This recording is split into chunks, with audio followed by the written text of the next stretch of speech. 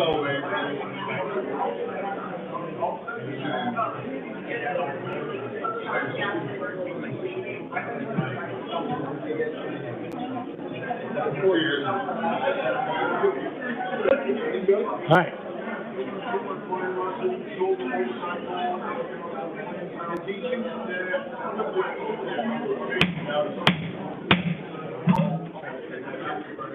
Good evening. Welcome to our February commission meeting. Nice to see you all. Let's start our meeting. City Clerk, call a roll, please. Commissioner Castillo. Here. Commissioner Good. Here. Commissioner Schwartz. Here. Vice Mayor Seipel. I'm here. Mayor Ordus. Here. City Manager Dodge. Here. City Attorney Gorin. I'm here. We have a quorum. Thank you. Let's stand for the pledge with the winner of the yard, great Natalie Belmonte yard. Lead us off. Pledge allegiance to the flag of the United States of America and to the republic for which it stands, one nation, under God, indivisible, with liberty and justice for all. All right, thank you. All right, we have a presentation, Mr. Stamp. Do I, let me get down. How are you? Good to see you.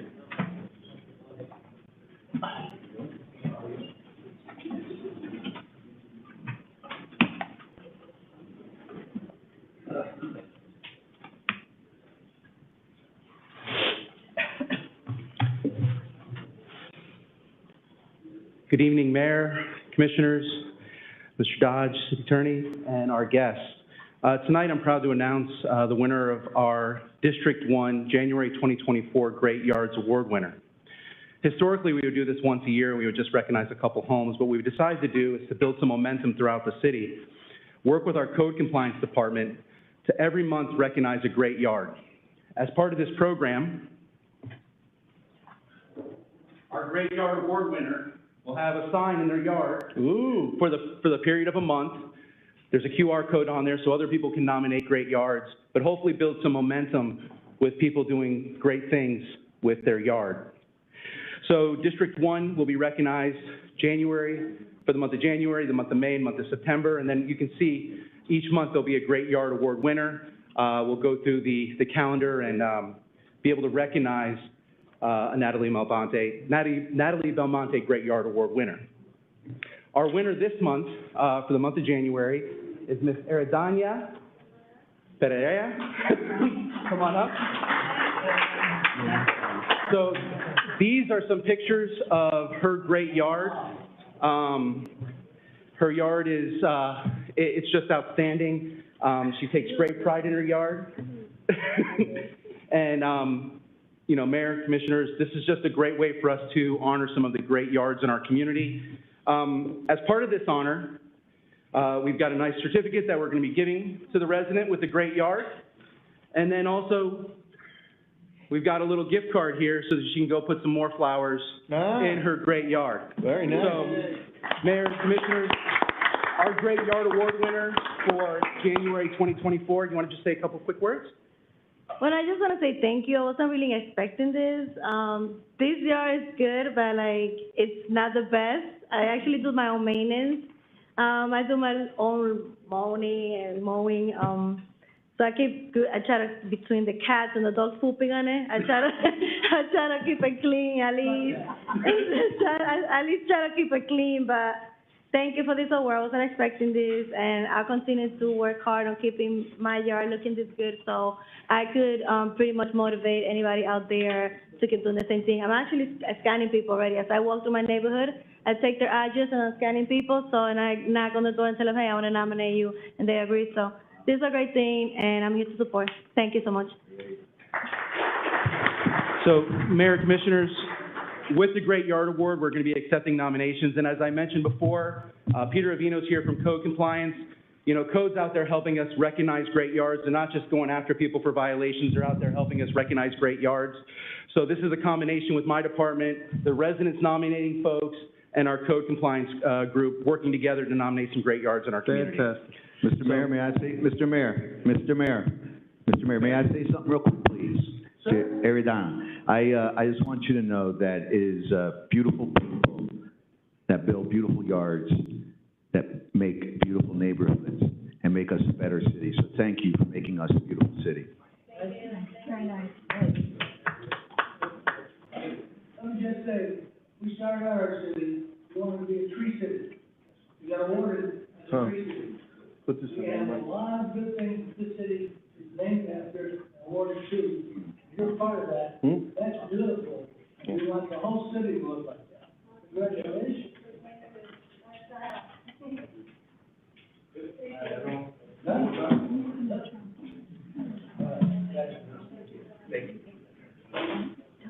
So last but not least, if anybody wants to nominate, here's the QR code. It's on the sign.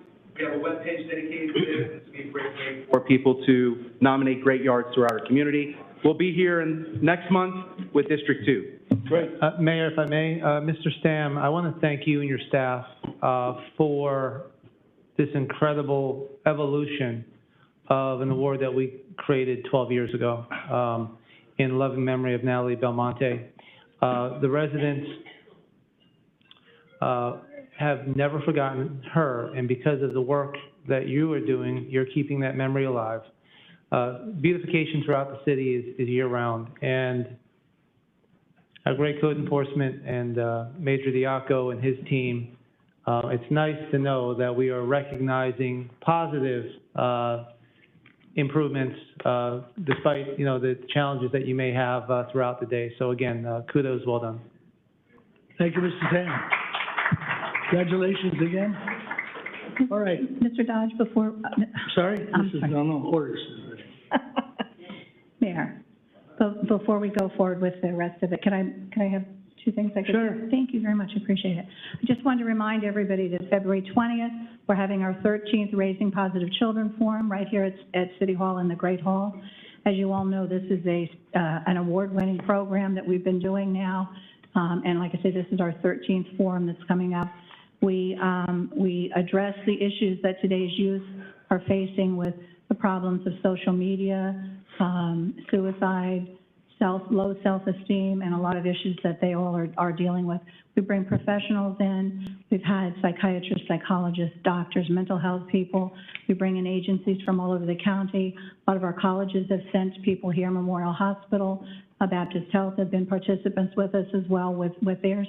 Students have actually been panelists and have spoken to their fellow students about issues as well.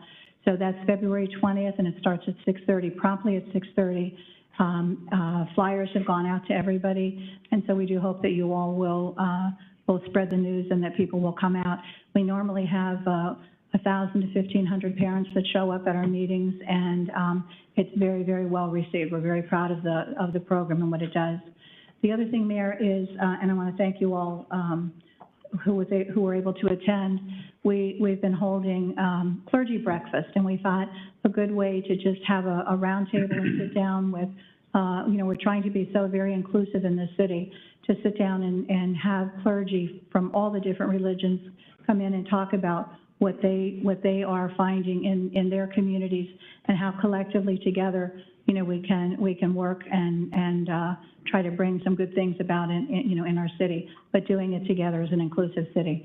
So I will keep you more abreast on how those are. They're very, well attended by the clergy. They're asking to have them again, have more meetings, have them on a more regular basis, so that they can in fact have a platform, I guess, if you will, to speak and to talk to others. Because it's a changing world. They all say that since COVID made such a difference, such a change in even just their attendance at their religious buildings. So much is now online, and that brings about a whole different kind of an issue for that. So we're very happy to continue doing that, and I'll keep you all abreast on how that happens. Thank you, Mayor. Thank you. Mayor, Yes, Commissioner Kazil. thank you very much. Last night, I had the honor and pleasure of attending the Pembroke Pines Fire Rescue Employee Recognition and Promotional Ceremony, and I would just like to read the following names. The 2023 award recipients: the Fire Chief's commendation went to Jesus Perdomo, individual commendation to Chad Samarco, Stephen Pooh, Thomas Petroro, Jason Miller, Hardy Wood, Matthew Horrell, Noah King, and Eric Marino, who responded to the tragic incident involving the officer who passed away. The Community Service Award was presented by retired Battalion Chief Michael Peros, and that went to Hardy Wood. Customer Service Award went to George Lindor. Firefighter of the Year was Thomas Stella. Promotions to Lieutenant Alicia Crowetz, Matthew Hennessy to Captain Matthew Heath and Vu Thu, Battalion Chief Frederick Chimura, and John Kearney, Julian Musa, Assistant Division Chief Kevin Chris Wisser, and Division Chief Ernest Spreitzer, Deputy Fire Chief Frank Martin, who's with us here today. It was a great event. The families were so proud of our firefighters. It was an honor to be there. Congratulations to you all. Thank you.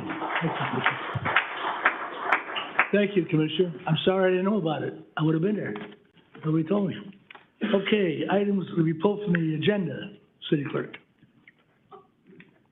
There are no items, Mayor. Items at the request of the public? Yes, we do have a few. All right, first one I have is John Curd. Want to come up in 3 minutes, Mr. Curd, a little more maybe, depending on what you pay? Joke.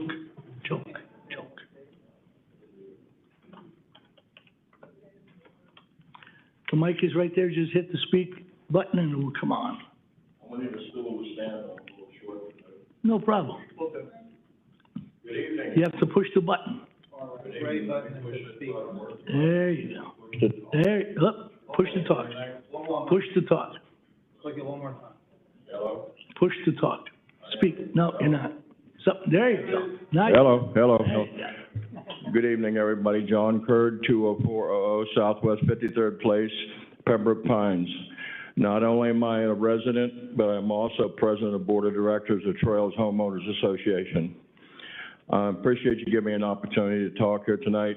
I'd like to start out by congratulating you, Mayor Ortis, on your retirement. Thank you. It's a milestone. I know I've been retired for quite some time now. And let me put this out here so you can see it. And it's a tremendous accomplishment. Congratulations. It's a good thing in more ways than any. Thank you very much for everything you've done. Thank you, sir. Secondly, I appreciate you giving me an extension tonight on my time. This is only the second time in the history that I've lived here. When I moved out here, it was dirt roads, tomato fields, and cow pastures. There was no homes there. I remember when you were running for mayor, we supported you 100%, and I appreciate it. I'd like to start out by saying we have been nothing but frustrated out in the trails of Pembroke Pines since the beginning when Ira Seipel came out there to try to help us. First, it started out with 202 was a road that went all the way through from the beginning. 205 and 199 did not, but 202 always came through. That's how I got in there before Southwest Ranches was Southwest Ranches. At some point, because of the anger, hostility, and everything between Southwest Ranches and Pembroke Pines, unfortunately, we fell in that gap in the middle. We tried to come to a resolution with Southwest Ranches. We said if we block off 54th on the canal, would you continue letting 202, 205, and 199? Because there'd be limited traffic going through. Iris Seipel, I approached her with it, and she said absolutely not. She won't be held hostage. So that's why we ended up completely gated off where we are today. So I'd like to say because of the poor decision of Southwest Ranches and the hostility between the two cities, unfortunately, it cost one of our residents her life. Maritza Medina was tragically killed because she couldn't get access to get in. She had to go out on US 27. So that's very sad that we couldn't come to some kind of agreement. So at that point, when the gates were put up, they decided they were going to go ahead and help us and purchase the Weekly property. They purchased the Weekly property. We were going to put a road through, limited access, local traffic only. And unfortunately, they put up a gate, and there was money used for the gate to put it up. We were told there was an agreement between the city and the school to go ahead and for the school to put up a gate. We find out later that city money was used for that, and it wasn't legal, so there was a lawsuit filed. When the lawsuit was filed, we were never informed about a lawsuit being filed, never. So the lawsuit was filed, the lawsuit was lost. I approached Iris Seipel. I said, Iris, listen, what's the deal? She said, it's going in for an appeal. We'll never lose the appeal. She told all of our residents, we'll never lose that appeal. It's not going to happen. At that time, if there would have been a plan B put in place, maybe we could have done something else, but unfortunately it didn't happen. Now the roads are wide open. Every day we have buses. The other day we had 8 buses come through at one time. I was there, I witnessed it myself. Unlimited amount of cars going back and forth to the school. The teachers at the school don't live in our area. The kids in our development don't go to those schools. So now that traffic is being forced down our throats. So the other day there was a yard maintenance truck parked out there on 54th. At the same time, there was an 18-wheeler with cars going to the auction coming through our development. And at the same time, bulk pickup was out there with a crane trying to pick up trash, and it was a dead stop, gridlock, nobody would move. Our infrastructure of the trails of Pembroke Pines and Durango is not suitable for commercial traffic at all, in any way, will never be. And I also want to say that 15 years ago, Iris Seipel promised us we were in the 5-year plan for roads. Everybody heard it. 10 years ago, we were in the 5-year plan for roads.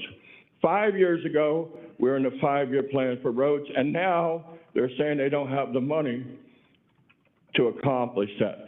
This is the road in front of my driveway. Please, everybody look at it. These are million-dollar homes out there, and when people come to visit my house, this is what they have to look at. I am ashamed of what's been done out there. It's unfair, and the money that was squandered is totally unfair. I hope my residents come up here tonight and tell you exactly what they think of what's been able to accomplish in our area. Thank you very much. Thank you. Let me just say, I was involved in that a long time ago. And when we had the deal with Southwest Ranches, you don't have to put that up. I see it. They said that we were going to have that one road. Bergeron was involved, Lonnie, all the homeowners present. I was there. They had a fire truck, couldn't get out once they went in. So we knew we couldn't do that. But we tried. We tried. We went to the appeals. Mr. Dodge, you want to add to that? Well, regarding the roadway, Mayor, there's an awful lot of history, sir, and you're correct. The process at that time, there was an agreement originally with the town in order to try to resolve this issue. And one of them was the building of the road. But even before we built that road, there was an existing 54th place that went through the town of Southwest Ranches. And the agreement was that the other two roads were all the other roads were going to be blocked, but the roadway on 54th, the town and the city were going to share in paying for that road, of which the access then would have been off of, I forget the avenue, maybe 210. It was in the town of Southwest Ranches. It was later the town said to us they didn't have the proper right-of-way. So that whole agreement fell apart. So the only option we had at one time was to try to build our own road. And it's not that the city squandered any money. The sale of that property, of which there is now a charter school on, that company actually reimbursed the city for that roadway. So the city didn't squander any money on the construction of that road.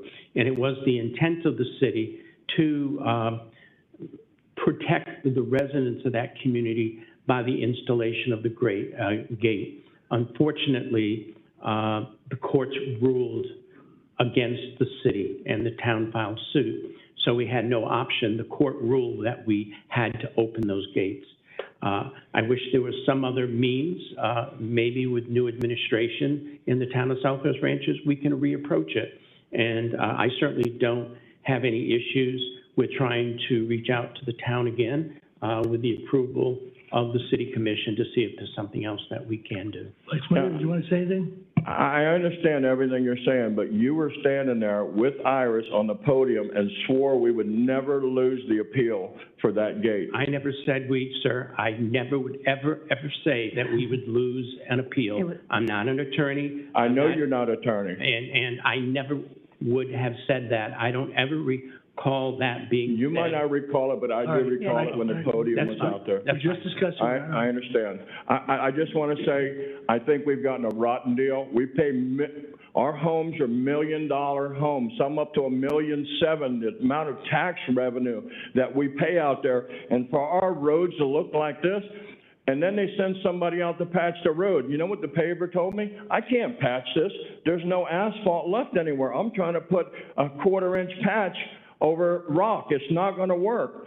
So everything you sent a guy out there last week. The guy came out with a white truck by himself in a trailer, and he had a bucket. And he would dump out the bucket, get in his truck, and go to the next hole. He wasn't compacting. He wasn't patching.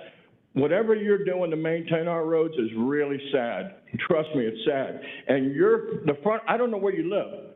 Your house does not look like this. I can assure you that. Your roads do not look like this. Sir, it's not going to happen. I'm not going to argue with you, but I don't want you to argue. I live in another city, and my roads look just like that. I would like, Mr. Mayor, with your permission, if Mr. Kennedy is here, because we do maintain Mr. Kennedy, can you come on down? by which we resurface roads, and I would like him to tell you right on the record how we do that and what the process would be if he has that information. I'm very familiar. I worked for the state of Florida for 37 years. I know about patching roads. Well, I'm not talking about patching, sir. I'm talking about the condition of the road. I know about maintaining and how we evaluate when a road is done. Mr. Kennedy? Mr. Don, do you want to talk to Mr. Kennedy? You tell me this is my driveway. Good evening, Carl Kennedy, city engineer. Several years ago, we hired a company who does asphalt evaluations. That they have a truck that they drive, and they've driven every one of our city-controlled roadways. It has special equipment. It's a radar. It's called LiDAR, and they take the all of the cracks and the divots and things like that, and it puts it in a computer program, and then it tells us what the condition of all our roadways are in the city. So what we've done is we've prioritized the roads based on the condition of the roads, and the ones that have the worst condition are paved first. There are some areas in the city which have roads which need repaired. However, they're having utility line replacements. So those will get done when the utility lines are. Yeah, look, my thing is, when you're promised you're in a 5-year plan by your city person who's over your city, and then 5 years goes by and 10 years goes by, another 5 years goes by, and they keep saying we don't have the funding. There's communities much newer than ours that have been paved already, and we're nowhere near in a bad condition. All right, we're gonna address it, Mr. Moore. Thank you. I have a question, Thank though. you. I have a question. Vice Mayor? Yeah, Mr. Kennedy. Have you and I not had many conversations almost every single year when we get into this part of what you're proposing for your budget for yours? Have I not every single time had a list that I said to you, see where they are, put them on your list? This happens to be one of them. There were several that are, have I not asked you every single year to make sure that we give special attention to what is happening in that community with their roads? Yes, we've in the past we've done certain areas of your development that had worse roads. So there were some cul-de-sacs that were done several years ago. So it's not. But unfortunately, So it's not. Mr. Kurt, it's not that I have not asked every year for your area, and there's a couple other areas that still have the same issues that I have asked every time. Please make sure you give special consideration or special attention to and see where they fit. I don't set that list of the priority part of it, like Mr. Kennedy just said. He and this company that do that, They then set that form. It's not me, and it's not for me not lacking of asking for you all every single year to make sure that you got looked at and placed in that list where it was. And I apologize to you if 5 years was said, okay, they make a 5-year plan. But if you don't fall in that 5-year plan, and then they reevaluate you, maybe you're not 5 years, maybe you are later down the road. I can't control that part of it, but it's clearly is not from lacking on asking and trying to make sure that you all were looked at every single year, every year. Okay. Iris, Thank you, sir. thank you very much. I've never been more disappointed in your performance since you've been out there. It's atrocious. And it doesn't matter, one second, please. It doesn't matter who contributes financially to your campaign. No. It matters how many people vote for you. And I hope my residents decide to take your performance and what you've done and vote a different direction. Thank you. That's your desire to do that, sir. Debbie Graham? Debbie?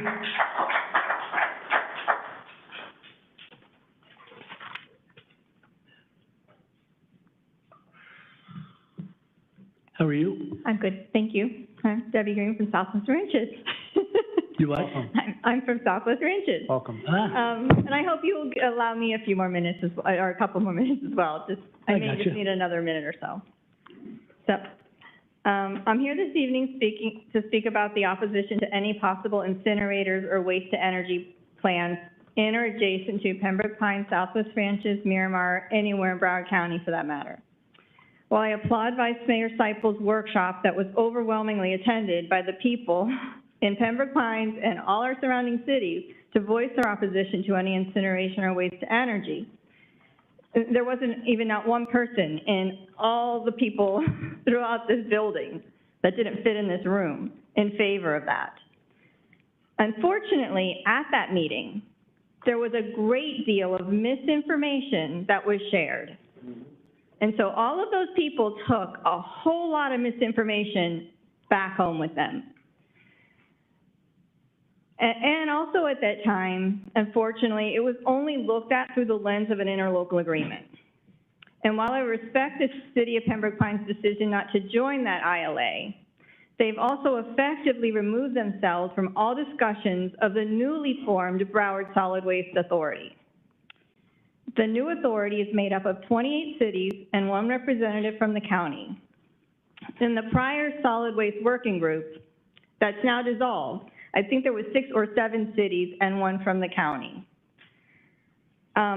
In their master plan, there was no other method of disposal of our solid waste other than incineration or waste to energy. Again, that entity has been dissolved, and now there's the new Broward Solid Waste Authority. That entity was created, and they are now in the beginning stages of searching for an executive director of the authority. They're working on the master plan and the scope of services. They'll also be working on the consulting firm that we hired to see what is the right direction for the next 40 years of our solid waste. But in this short period of time, there's already been movement in that authority that now, in the scope of services, in their parameters for looking for an executive director, they now include methods such as more sustainable, eco-friendly, zero waste, and composting. The executive committee of this authority is the group that's meeting every 2 weeks, typically the 2nd and 4th Fridays of each month at 9 a.m. And at that meeting, every 2 weeks, there's 11 of them. This is the executive committee. So there's 10 cities and 1 representative from the county. There's 11 of them that sit around a table every 2 weeks and discuss. So far, as I said, it's in the beginning stages of their executive search for the executive director. What's going into this master plan in the scope of services. As I said, those 11 people speaking, and there's a lot more, the other representatives from those other 28 cities, there's a lot more of them that are, that feel like the way of the future is not waste to energy and incineration. Let me interrupt if I can. This commission Let me finish. This commission has signed a letter. We do not, I want to emphasize, want an incinerator, and we sent that to them. So we are on record as no incinerator. I don't know why people keep bringing it up, that we're considering it, because we're not. Okay, so that's why it was important for me to be here. So, no, hold on. So because you don't have a member sitting at that table, all those 28 people sitting at that table, the bulk of them are in the same boat as the city of Pembroke Pines. You know for sure the town of Southwest Ranches is in total opposition to any incinerator. Okay. This authority is an authority that's coming together to create that master plan. There isn't a master plan in place. Whatever was done by the prior working group was dissolved. So by being able to have a voice and bringing the voice of your residents to that table, as I said, I've been at every one of those meetings, and I can tell you that conversation that goes around that table and the thoughts that come out of it is what has now already brought about these other methods into the master plan and into the scope of services and into what the person they are looking for and the qualifications they have to bring to this authority. All right. Mayor, if I may? Okay. Hold on. Can I please finish? Okay, finish up your. I will finish, but I keep being interrupted and then I lose my place.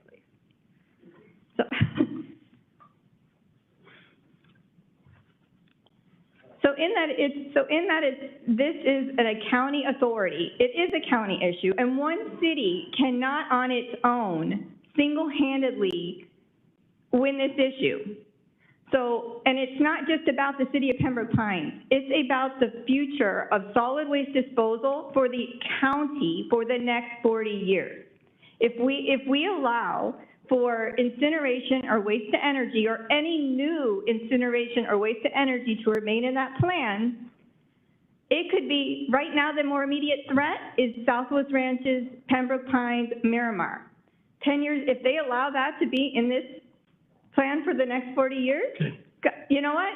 5 years down the road, 10 years down the road, they'd say they need another one. It could pop up in Weston. It could pop up in Parkland. Commissioner Schwartz?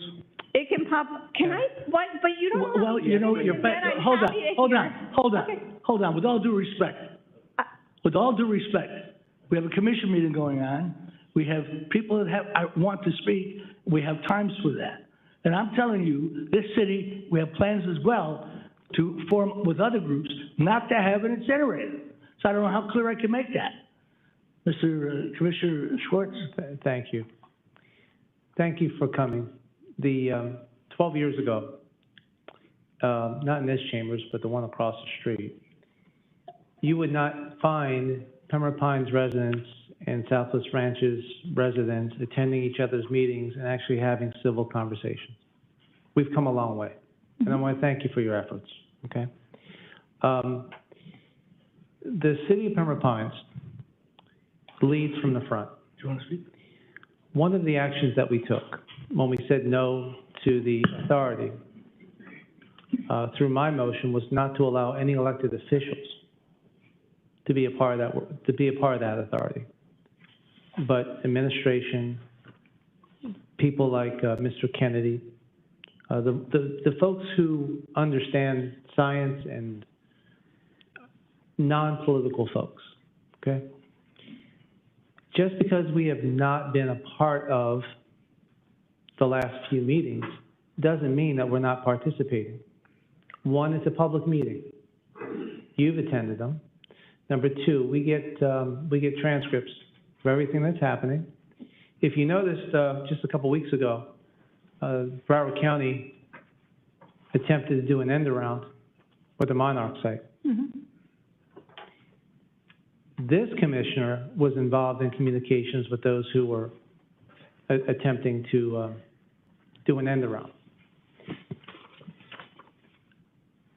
My personal view on this is that we cannot have money being spent in Broward County and money being spent in Dade County and money being spent in Palm Beach County, billions of dollars being spent, when we should be coming together as a region in solving this. The fact that we don't have the Florida DEP and the folks up in Tallahassee actually leading this charge is even more concerning, because they're the ones who have to take a look at it from a more global perspective, and this is certainly a national issue. The misinformation that was provided by some of the folks you may have heard from, we have been doing our due diligence to correct the record, and I do see a good friend of ours in the audience who certainly held them and what they had said and done prior to the Vice Mayor Seipel's town hall, held them accountable for their actions. And I want to thank them again for that. But this commission also took an additional step in order to have tools in the toolbox in the event that Broward County thinks, well, it's our land, we're going to do what we want with it. So this is still in an incubation stage. Now, the town of Southwest Ranches probably has about 10,000 residents now. So the contribution is $10,000 a year. Our contribution is $200,000 a year. 3 years, Southwest Ranches pays $30,000. City of Pembroke Pines pays $600,000 for this director, who can certainly, again, Tallahassee can come down here and go, this is the plan for the state of Florida. You know, we have, Mayor, just last week, I was looking at the phosphorus runoff in Broward County, in Dade County, and the whole green algae that we dealt with in the lake. It's happening right now. Right now. So environmental, the state of Florida needs to step in. And again, thank you. This is certainly an issue that we are committed.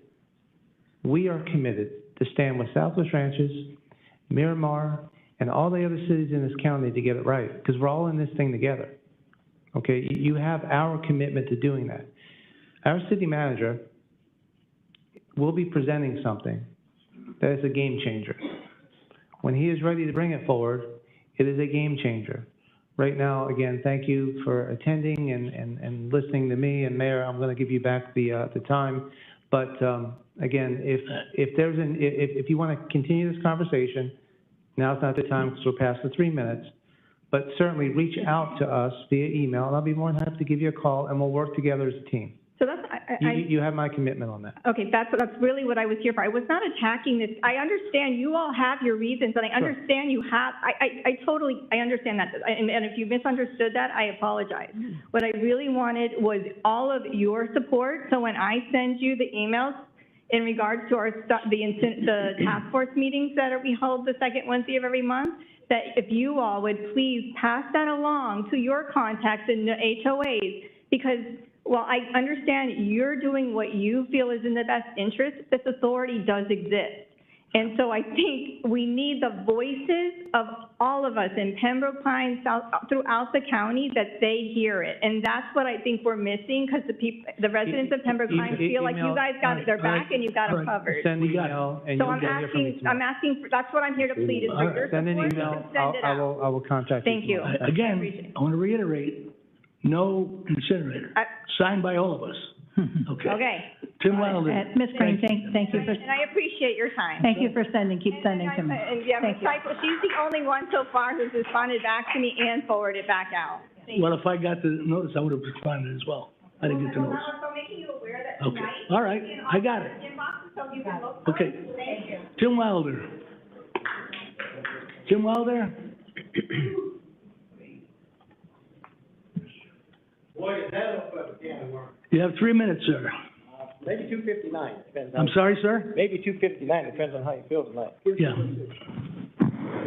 Go ahead. Good evening, Tim Wilder, 5410 Southwest 199th Avenue, Pembroke Pines, Durango Estates. I just want to back up what the gentleman was speaking about earlier from the trails.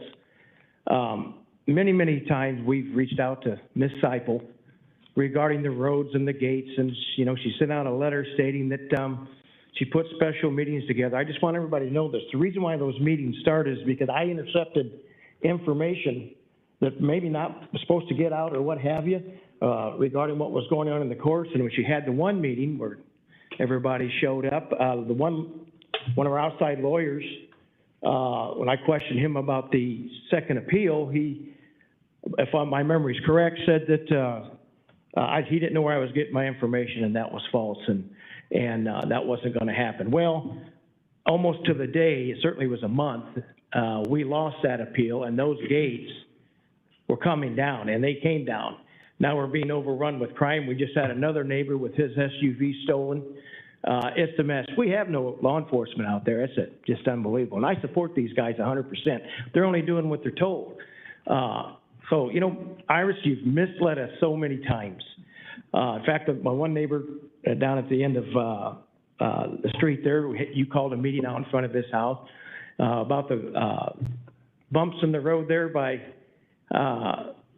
the asphalt plant and the containers, and promised that those roads were going to get fixed shortly. They ain't happened. All, you know, wholesome, great suggestions, but never happened. It's just one misleading thing after another. And as far as the trash authority goes, I intercepted a document from Beam Fur that was provided to me from a resident in Southwest Ranches, and that's when I notified some other neighbors to put it out on the net to notify them what was going on. That's when we showed up with several hundred people in the news media to find out what in the world was going on. So a lot of things you're saying, Mr. Sports, I think the city knew a hell of a lot more than what they were telling us, put in plain English. And the reason why everything voted the way it is, just my humble opinion, is that a show of force showed up here with people, your bosses, said, we don't want it. And I am glad that everybody voted the right way, that we don't want incinerator, and we don't want incinerator. But at the end of the day, you know what? We need change here in our leadership. If we don't have the truth and honesty in communications, we got nothing. And Iris, sorry you failed. You know, I've stuck up for you every way I can, but I can't no longer. You know, and you know, you're over there at my neighbor's house. I've asked you questions about who your contacts were that in my neighborhood that was bragging about the contact they have in the city, and you said you didn't have to answer it when Mr. Orders got very rude and tried to have the law enforcement remove that night. Wrap it up, please, Mr. Lumber. See, okay, my time's up. Anyways, I'll be a gentleman. And by the way, what am I doing here? A lot more questions coming, I can assure you that. Have a nice evening. Whatever, we're here to answer them. That's what we do. Scott Barnett, Black History Month.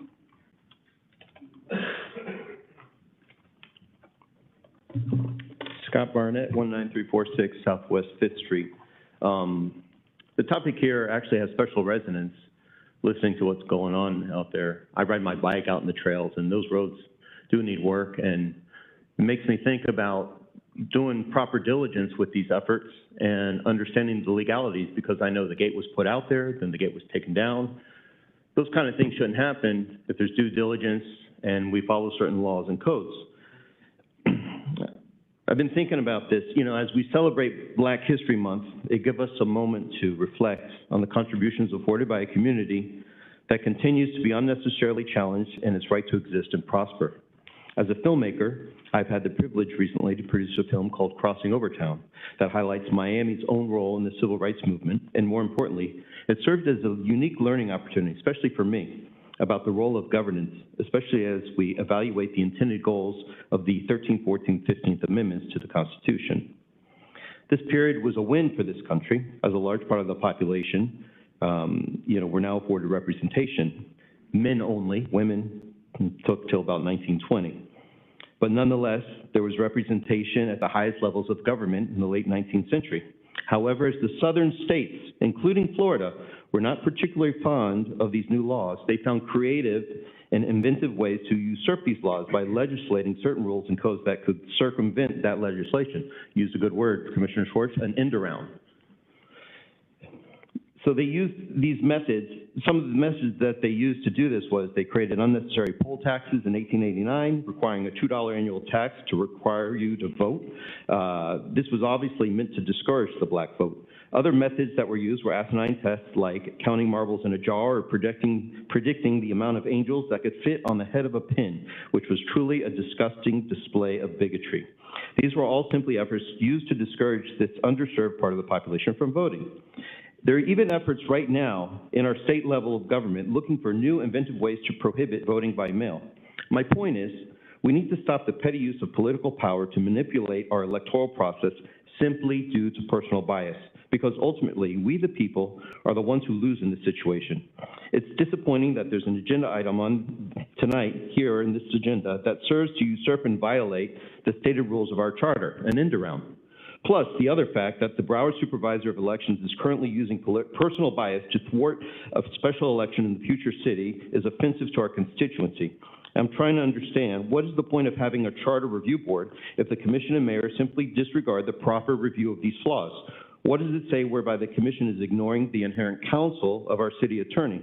If there are flaws in the city charter, then we should address these items immediately before making unsound decisions about our city's future. Thank you. Okay, thank you so much, appreciate it.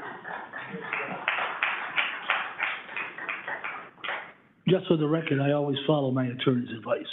That always protects me. Gilbert Reyes. Infrastructure? How are you? Great, how are you? Got 3 minutes, young man. All right, I'm on the clock. So, Pull the mic down a little bit, please. There we go. I'm going to cover a few topics and a few different questions. If you could refrain from answering the questions until I'm done so we don't consume my time, that'd be great. So, paving the roads. Iris, I know you said in the past that the city would pave our roads if we privatize our community. Something I actually hope we do.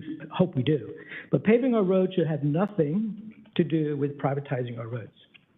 Our roads have been paved over 30 years. Okay, you saw a picture earlier, right? I believe our community pays some of the highest taxes in the city, if not the highest per capita, per home. We don't have a city sewage system, okay, which negatively impacts the value of our homes. Question number 1. I'd like for someone to tell me when we can expect our roads to be paved, and not to be answered now. Speeding and traffic on Highway 54. That's Southwest 54th Place. It's now called Highway 54, okay? That's the straightaway from Southwest 199 to 207th Terrace. I think you all know what it is, right? That's Highway 54. I work from home 90% of the time. My office faces the street. I see the traffic all day long. It only grows and grows and grows, and the speeding is out of control, okay? I need to stop stopping people because I'm gonna get shot. Okay, because the speeding is out of control. You don't see police out there. The last time I saw police officers was when my neighbor's car got stolen a few months ago. We never see police out there. I see the road all day long, never. Speed bumps, okay, they're too far apart. Speed humps. Humps, bumps. Speed bumps are illegal. No, okay. Speed bumps are illegal. Okay, they're too far apart. Okay, my house sits in the middle of 2 of them. Okay, so everybody flies by my house because they get to pick up some speed. Can we put one in front of my house? I volunteer my property, whatever you want. Okay, if we can do that, that'd be great. Last summer, you all agreed not to join the ILA and not have a seat on the Broward Solid Waste Authority Executive Committee. But you all agreed to have someone from the city attend these meetings to report back to you what was going on. Mr. Castillo, I think that was your recommendation, and I thank you for that because I thought it was a great idea. I'd like to know if anybody's attending those meetings. I've been to all of them, okay? None of you have been there. I don't know if you can. That's my second question. Can any of you attend those meetings? And of course, I asked if anybody's attending those meetings to report back to you. Police presence, the last time I saw an officer, I just told you, can someone please tell me if there's a schedule for our neighborhood to be patrolled? I made the time. Thank you, sir. Thank you. Vice Mayor? Yes, thank you. Good evening, Mr. Reyes. First off, I'd like to ask our police chief if you could come up, please.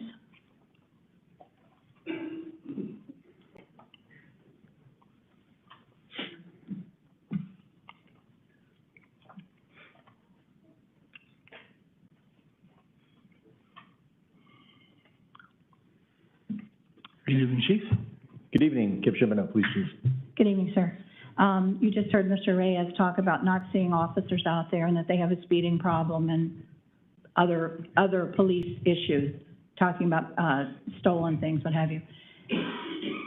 Have you and I not had many conversations, even just recently, about asking you for more patrols out there? That's correct. Have you and I not recently, and in the past still, but as it's brought to my attention, come to you and said, another vehicle, another this, another that, speeding is a big problem, can you get more police out there? Yes, you have. I have, and you've done so. When we can get people out there, we put them out there. Okay, but the coverage that happens out there is the same coverage that you would give anywhere in the city, correct? That has asked for something and is having a problem that's going on that we can justify that there's something going on there. We will definitely put people there when the officers are able to be out there, yes. Okay, thank you. Yes, thank you, that's it. Thank you, Mayor. For you. I have, hold on. I have also, Mr. Kennedy is still here. Carl Kennedy. He's in the back. Mr. Kennedy? While we're waiting on him, City Manager. Mr. Kennedy? While we're waiting on Mr. Kennedy to come up, City Manager, there was some question about the tax rate. And I know these homes are valuable out there, but do they pay the same tax rate as every other home in the city of Pembroke Pines, and what is that rate? The tax rate is the same. However, the tax rate is based on the value of the home. I have not evaluated personally the value of each and every single home. Many of those that have been out there for 30-some years are protected by homesteads, so I don't believe the value unless somebody just bought it in a year. Well, that just goes to the amount that they pay. It's not the rate, not the city rate. It's the same for every home that's in our city. It's the same any home in the city. Any home in the city. So it's not a different rate for you. If your value of your home obviously is more, you're gonna end up paying. Mr. Kennedy. Mr. Mayor, I'm sorry. There was a question also about the speed humps being too far apart. And again, you and I have had discussions about many speed humps in different places. Can you tell us what the requirements or the limitations are on speed humps as far as where they can be placed?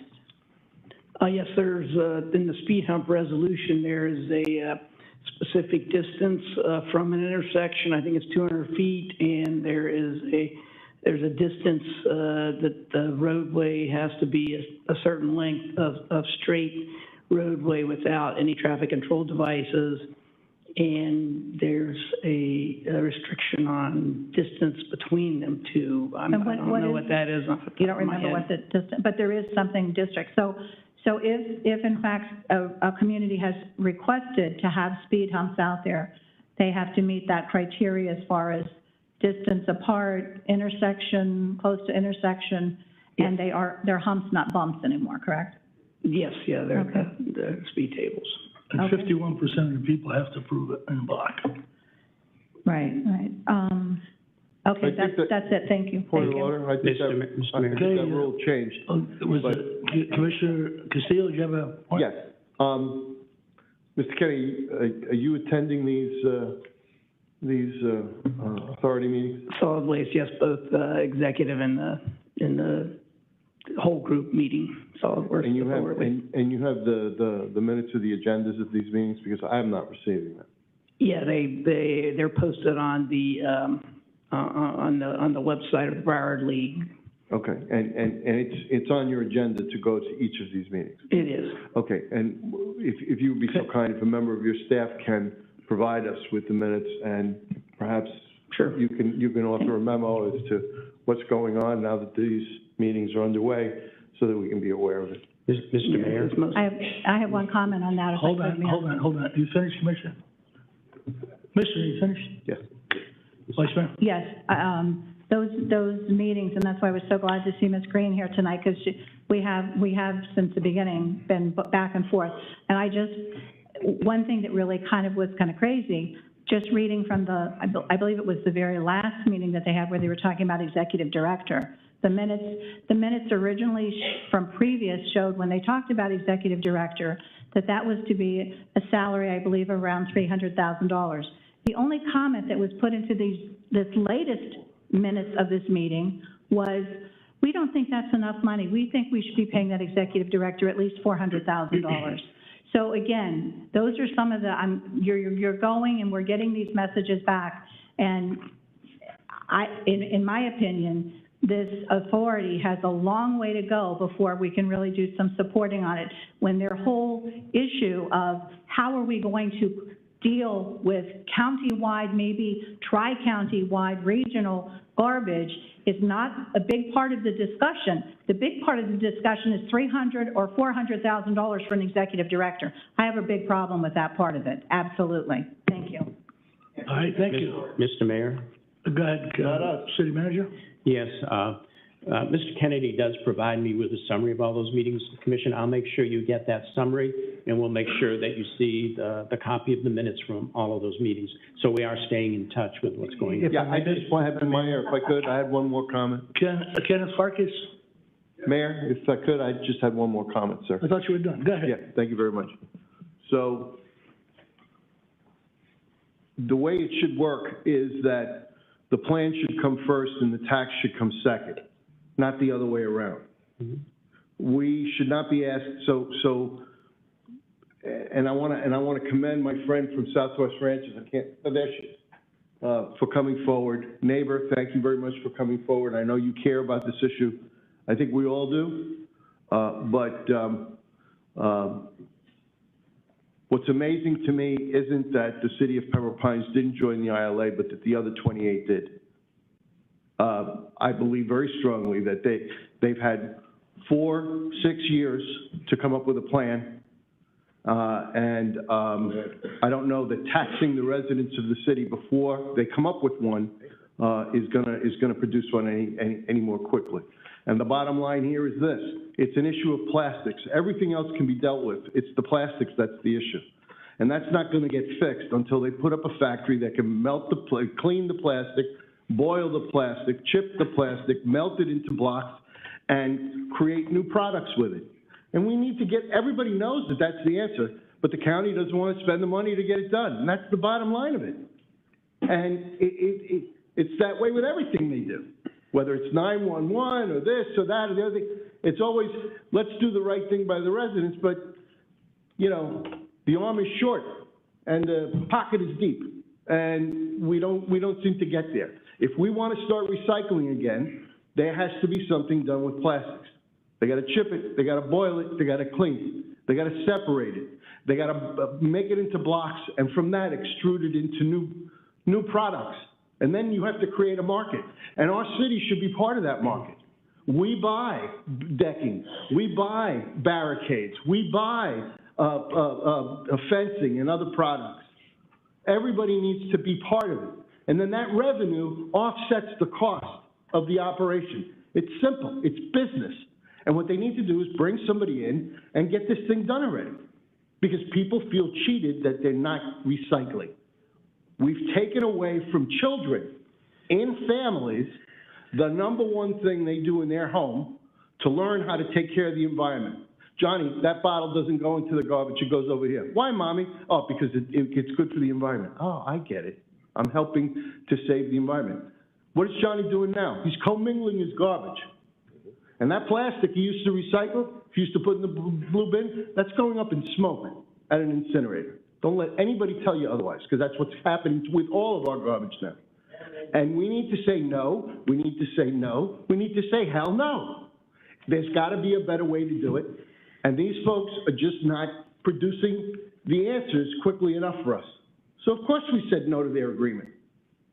And we have someone who goes to the meetings, and it's that person's job to make sure that we're informed, and we'll go from there. But if we don't start making decisions, then all this talk, what we need is less talk and more action. Thank you. Okay.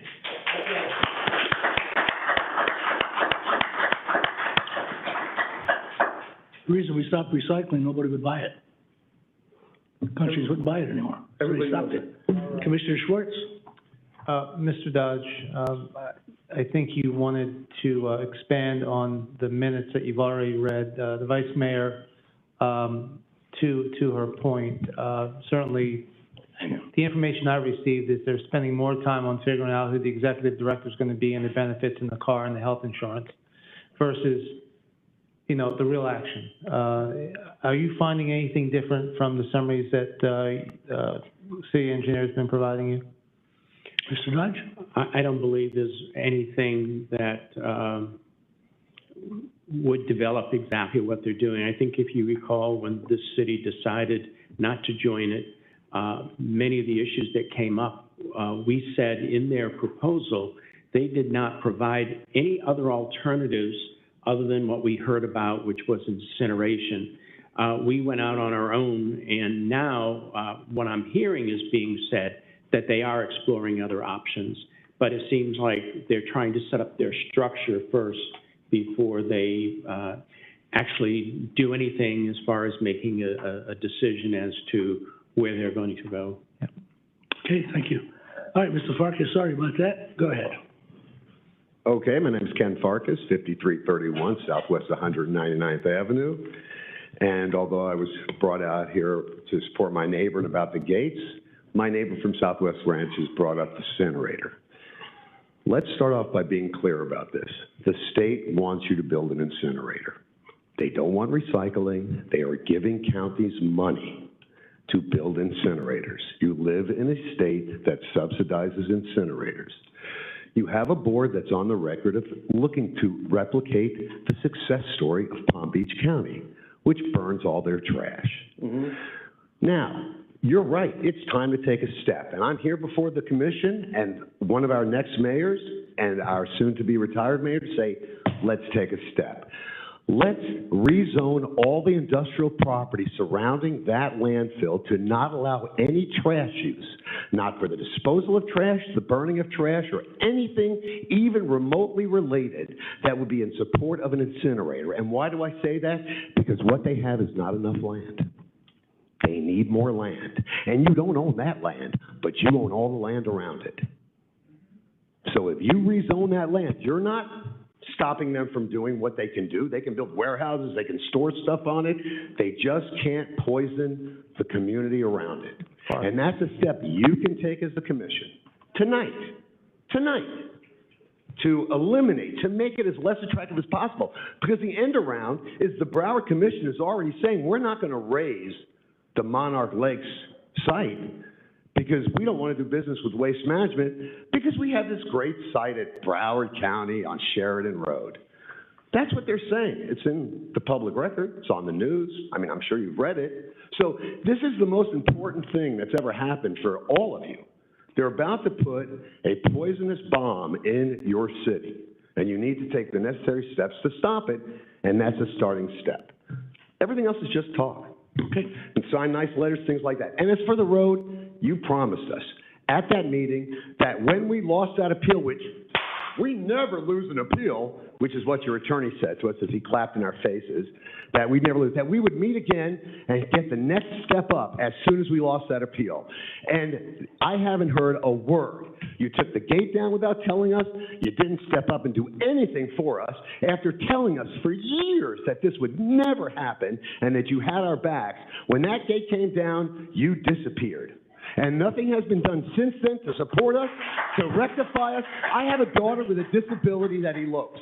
And when she gets run over by a goddamn car on 54th Lane, Sir, I'm suing all sir, of you. sir. No, sir. I have a daughter Watch that your elopes. language. Okay, I apologize. But I have a daughter that elopes that is now at danger because Well, you're not sorry standing about with that, your but promise. watch your language. You promised. Stand behind this. We will. Thank you so much. We always do. Okay. Let's do, let's see, Commission Auditor presentation.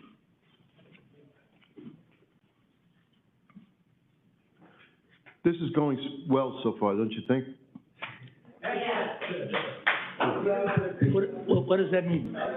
Commissioner Castillo, what does that mean? I'm glad to see the auditor here. Oh, good. Commissioner Auditor, welcome to our commission meeting. Mayor Ordus, members of the commission, it's a pleasure to be here to discuss the 2024 audit plan And one of the things we want to try and do is get rid of this backlog that kind of came from the pandemic. So we'll kind of get that done. And I've got Eddie Castaneda here. Where are you, Eddie? There he is. He's hiding behind me. And one of the things we want to do this year is actually start a procedure where we issue quarterly reports to you to kind of give you an update of what's going on, which I think will be good. And also, we'd like to kind of get the audit plans approved before the start of the fiscal year, which we're going to try and do in September of this year. So we're just trying to kind of tighten everything up a little bit and get a better schedule for you. A couple of new things on the audit plan this year. One is the on IT, we plan on doing what's called a penetration test to test the security of your system. This, needless to say, has become a kind of a critical issue for a lot of entities around the country, and we believe it's probably a valid test to do. We'll do, of course, the usual work that we do for the IT work as well, but we think that's going to be a nice way to go. On the plan, there's a provision in there for commission designated projects. So if you have something that you want us to do in the course of the year, just let us know, and we can insert that in.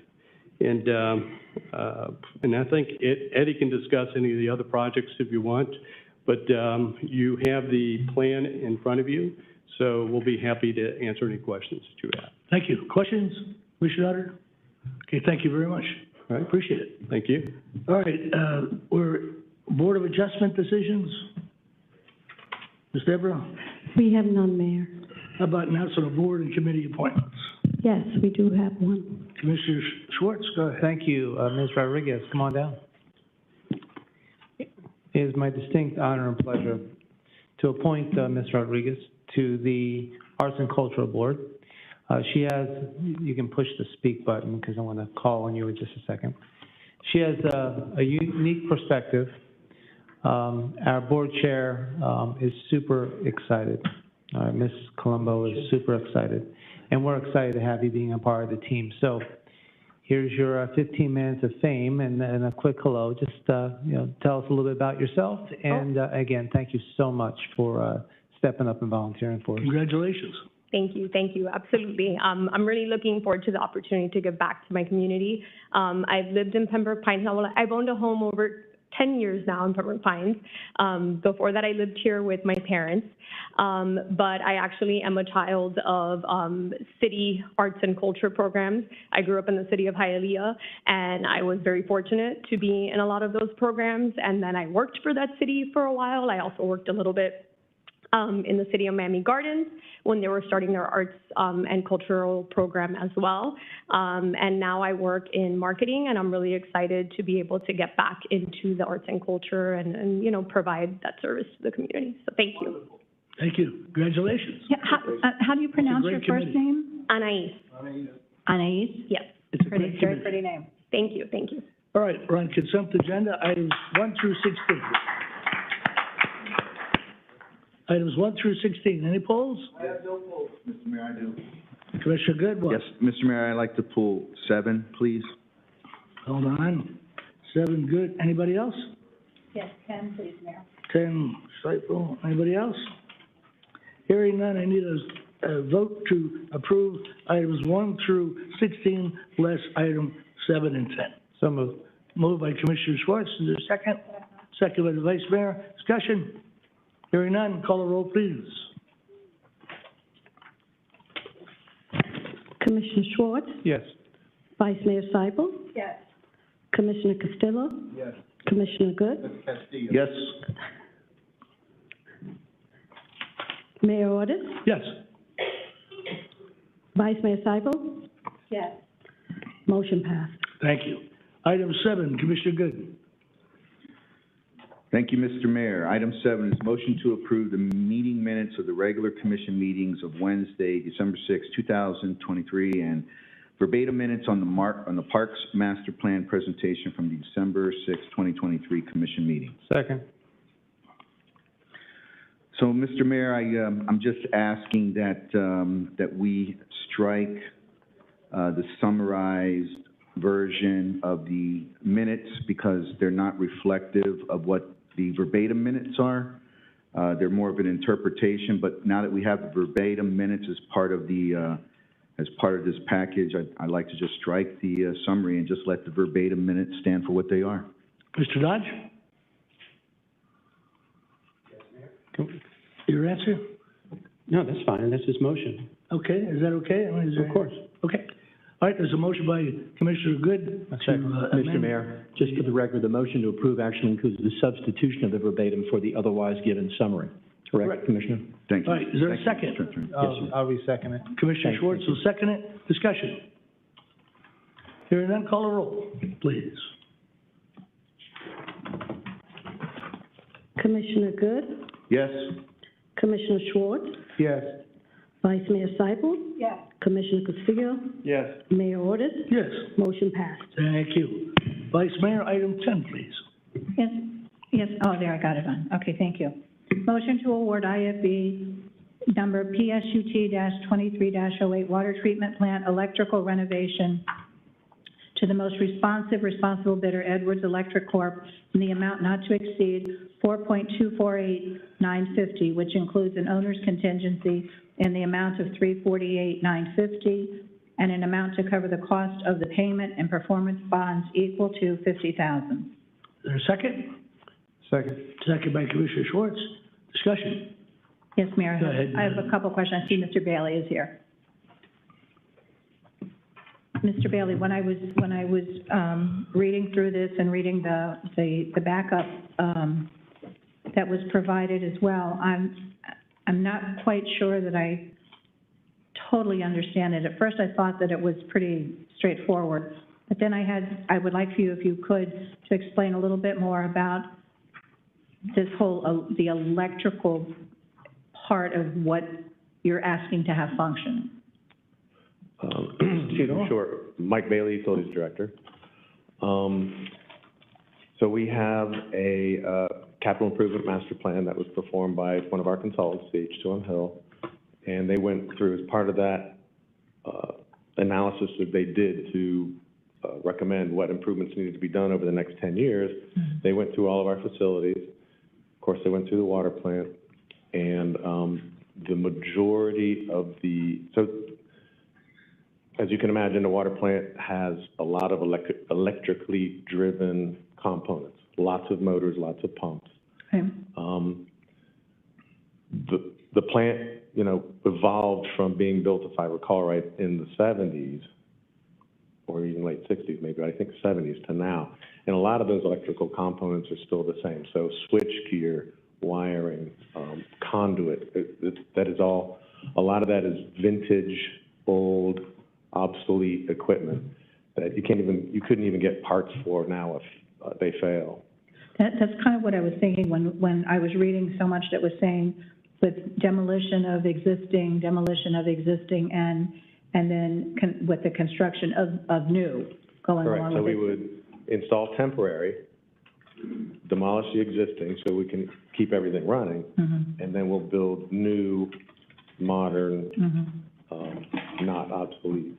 Is this kind of the case of the old stuff wasn't working as well as it should? Plus, a lot of times when it's really old like that, you either can't get parts or it's costs so much to try to just keep it running, then it's time to stop spending good money after bad and kind of do a redo on all of it. Is that more what this is? But it's also a matter of risk. So these components, like I mentioned, they're old. You can't get, if you had to replace them, you can't get them. You have to finagle something. So there's risk there. If they fail, there's components that if they fail, we can't make water anymore. Or even, I don't want to be dramatic, but even worst case, they fail, catch fire. Not only is that component destroyed, but now everything next to it and the building that it's in could be damaged. Okay. So it's honestly, it's time. This is obsolete equipment. It's time. It's just time. Okay. That was really what I thought that I was understanding from what I was reading. That was time to do this big. It's a big job, but it's time to do it. Correct. Good. Thank you very much. Appreciate it. All right, call the roll, please. Vice Mayor Seifel. Yes. Commissioner Schwartz. Yes. Commissioner Castillo. Yes. Commissioner Good. Yes. Mayor Ordus. Yes, Motion passes. thank you. We're on ordinances and resolutions. Second reading ordinances, City Attorney. Thank you, Mayor and Commission. Item number 17 is the first up on the agenda. It is a motion to pass proposed ordinance number 2024-01 on second and final reading with a public hearing in these chambers. It is proposed ordinance number 2024-01 is an ordinance of the City of Pembroke Pines, Florida, calling and providing for a special election to be held on November 5, 2024, to fill a vacancy in the District 4 Commission seat, providing for times and polling places, providing for a qualifying period, providing for conflicts, providing for severability, and providing for an effective date. Item number 17, Mayor and Commission, on the floor for consideration with a public hearing. Thank you, Mayor. Motion? So moved. Moved by Commissioner Schwartz, is there a second? Second. Second by the Vice Mayor. Discussion. Call the roll, please. Public hearing, Mayor. Public hearing, Oh, Mayor. I'm sorry. Thank you, Public Mayor. hearing's open. Who had their hand up? My apologies, come on. I'm sorry. Mr. Barnett, you have 3 minutes, sir. Scott Barnett, 19346 Southwest Fifth Street.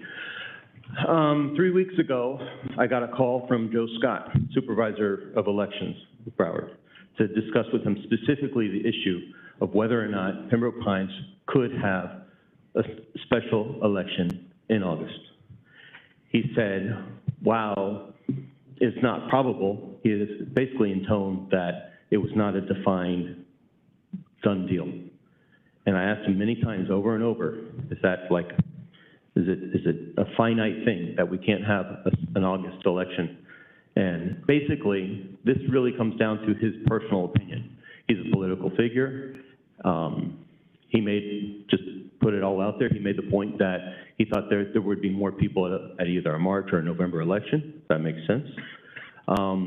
But the fact is, we as a city, it's my understanding that we as a city have a right to call an election when there's a vacancy.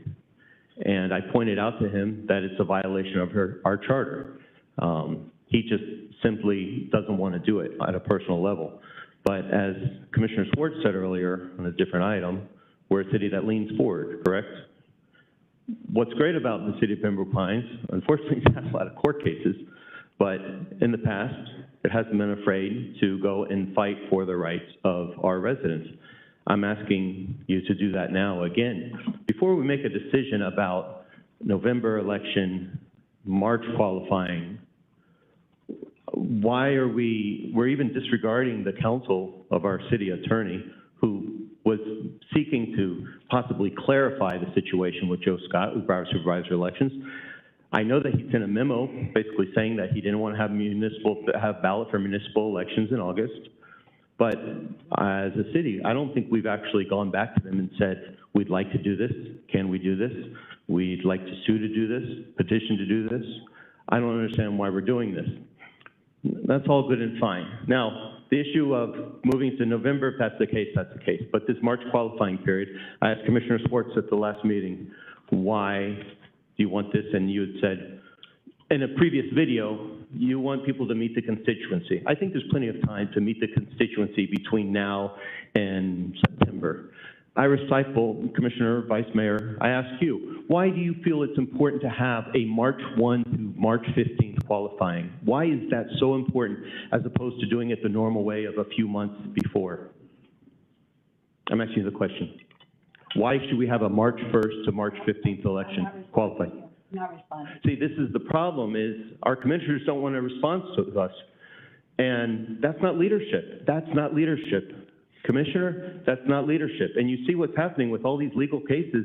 There's a lot of disappointment with the leadership in the city. Please don't vote for a March qualifying period. It's asinine. You know, if you want to go to November, then do a qualifying period in September. That's what makes sense. Thank you. Thank you. And we had Supervisor Scott come to this meeting, commission, and explain why we had to do what we had to do. And we called again for other clarification. He said, you can't have it in August. And we went to our city attorney explained. So keep talking about, but that's what happened. Yes, my dear. From what he told me, there's confusion there. Well, you know what? You're voting on the confusion. Okay. I don't think so. I vote on fact, I hope. Is it on? Is it on? Is it on? It on. That's on. Gotcha. Hi. Susan Snyder, 730 Southwest 191st Avenue, Pembroke Pines. Hello, again. Hello again. Vocabulary, confusion, leadership, purpose, divisiveness, fairness, respect, lack of respect, responsibility, underhandedness, civility, selfishness. What is the purpose of this ordinance, and especially the March qualifying dates, other than to deprive a city commissioner the right to serve his 2 remaining years of service should he not be elected mayor, thereby also depriving us in District 4, his constituents, of his representation? We voted him to serve. We voted him to serve. We are getting used to divisiveness, lack of respect, selfishness in our world. We expect more from our Pembroke Pines commissioners. That's you. And our mayor. Responsibility. Commissioner Good tried it last time. We were talking about this, and it was a good idea. It's a good idea to move that from March to November, and then there will not be a problem with this ordinance. Civility. Meanness is not a community value. Fairness. It's in your hands, not mine. But trust is wearing thin. Honest. Say no, say hell no, until you change that one thing that will make it fair. Thank you. Thank you. Yes, sir. Anyone else wanted to speak? Okay. Need your name and address, please. Good evening, Rafael Barrero, 9941 Southwest 16th Street, not even part of District 4. But I am disappointed. I'm here tonight because I'm disappointed with the mayor and the vice mayor. I'm disappointed because you voted yes on an ordinance that has a poison pill that has only one nefarious objective. Its sole purpose, as designed by Commissioner Schwartz, is to keep Commissioner Castillo from running for his district should he not become our next mayor. Allow me to explain. The qualification period for District 4 commissioners is now 8 months prior to the November election and conveniently scheduled before the upcoming March election. To rationalize his pill, Commissioner Schwartz brought up meetings from decades ago, non-binding precedents, the Smurfs, and that this would somehow benefit District 4 as they now have 8 months to get to know their candidates. Now, I'm joking about the Smurfs, but Gargamel would appreciate this. All kidding aside, ironically, this 8-month gift was not afforded to voters in his own district for the upcoming election. Now, I don't know about you, but in leadership, it's always about tests, trials of character and judgment just waiting to tempt your morals and convictions. The test here is whether or not to stand up to what is wrong, especially if you will benefit politically from that wrong. Vice Mayor, given that Commissioner Castillo is your current political opponent, abstaining from voting or voting no are the only correct choices. In contrast, even though voting no may have benefited Commissioner Castillo, he chose to abstain. Now, throughout the country, for the last 4 years, there have been a concerted and successful efforts to butcher the election process in order to achieve a certain outcome. A failure of leadership just made that happen in our city. And I just heard, ironically, from Commissioner Schwartz that Pembroke Pines leads from the front. Now, I'm not naive nor arrogant enough to believe that my good looks and charms will persuade you to change your name, to change your votes. I expect to leave here with the same amount of disappointment that I entered with. I'm not even a resident of the District 4, but this is wrong. What I'm hoping for is that on March 19th, voters throughout the city will vote against further misuse of the powers we have entrusted to our elected officials, ending this petty, personal vendetta once and for all. The alternative is waiting to see who will be the next target, because there will always be a target. Always. But who will be that next target? Will it be a commissioner, a potential candidate, members of a chamber, an employee of the city, all the above? For sure, it's going to be me after this speech. To close, for years, I've always felt that the mayor and vice mayor's decisions, even though I did not agree with them, were based in rationale and for the best of our district and our great city. And I don't feel that way anymore, and that is disappointing. Okay, Mr. Thank you for Valero, your thank time. you, thank you. Until next I speak. All right, further discussion? Call the roll, please.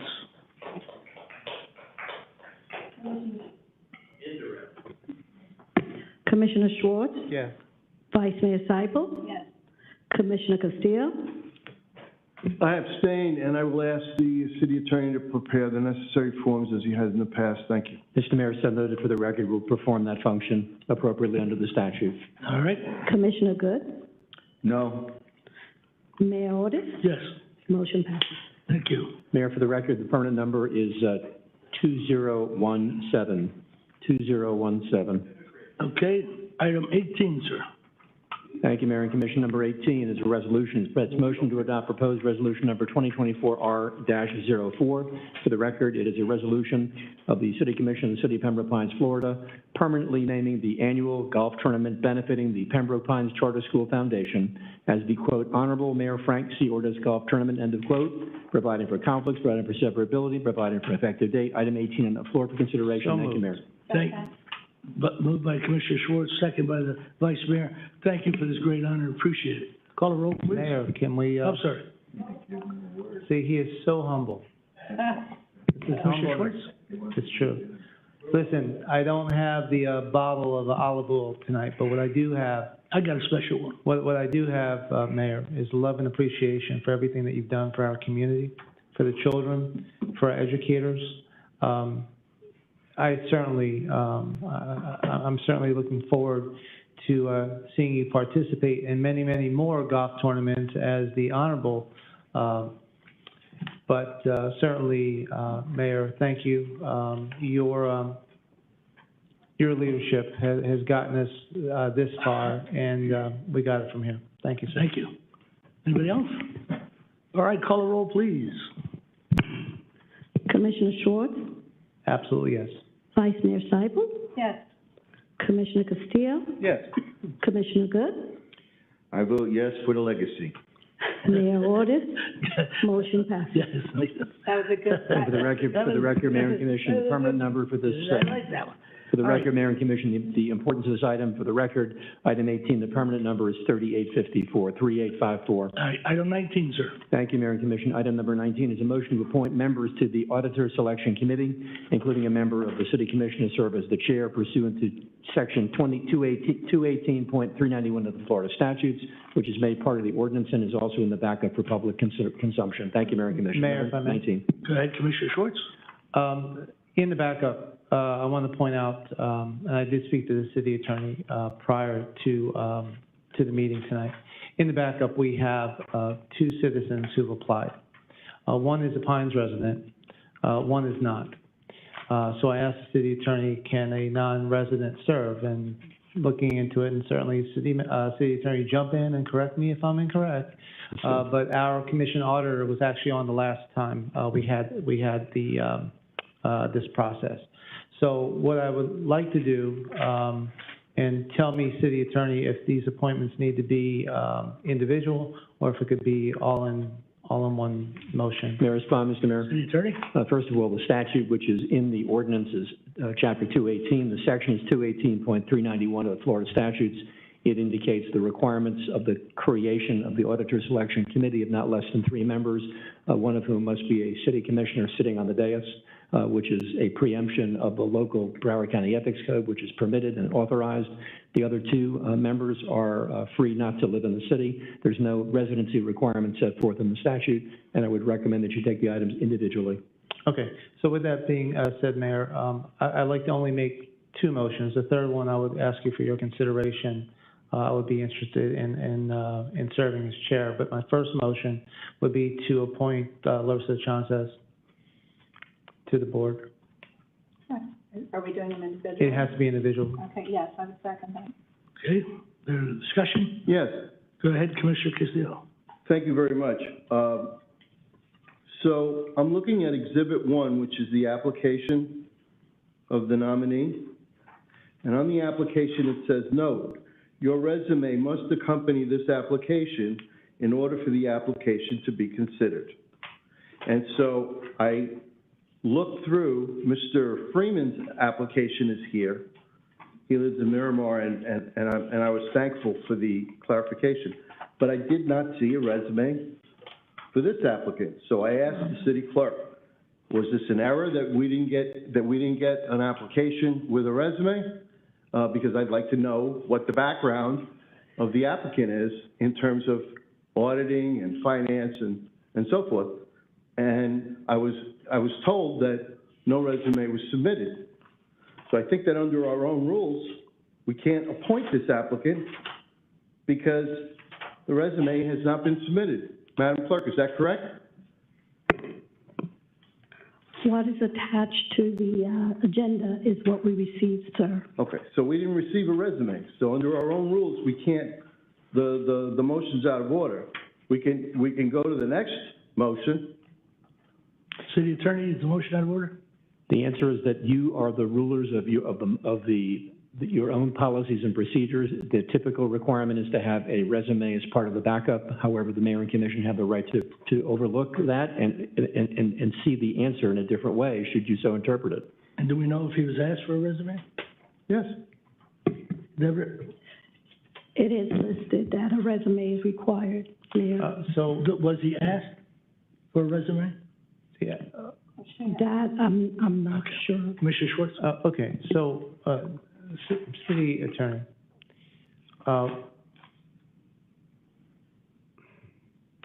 the applicant that I'm nominating served on this board.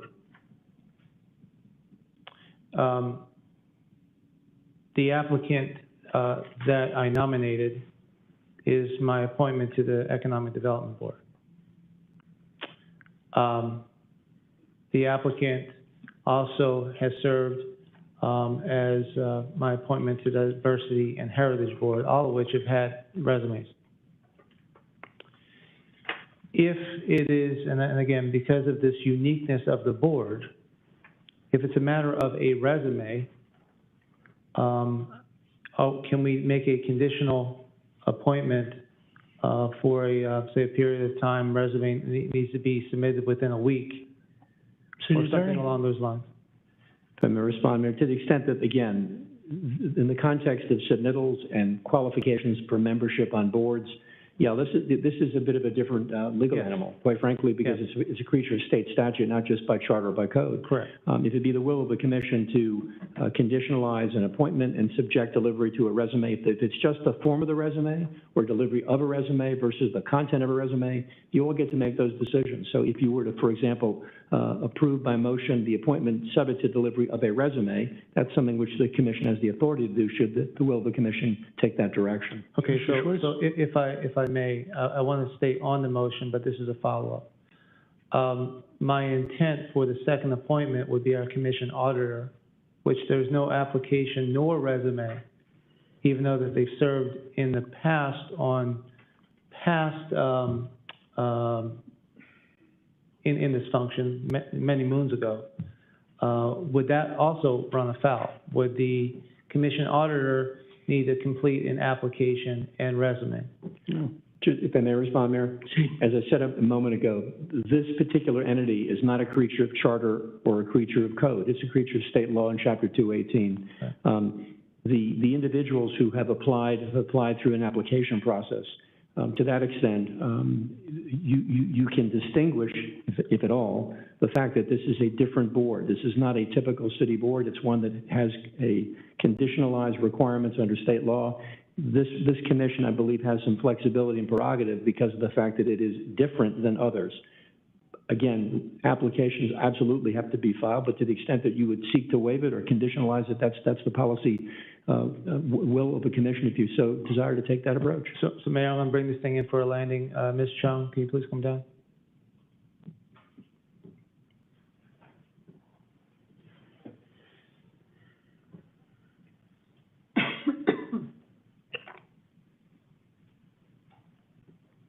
Ms. Chung, how are you?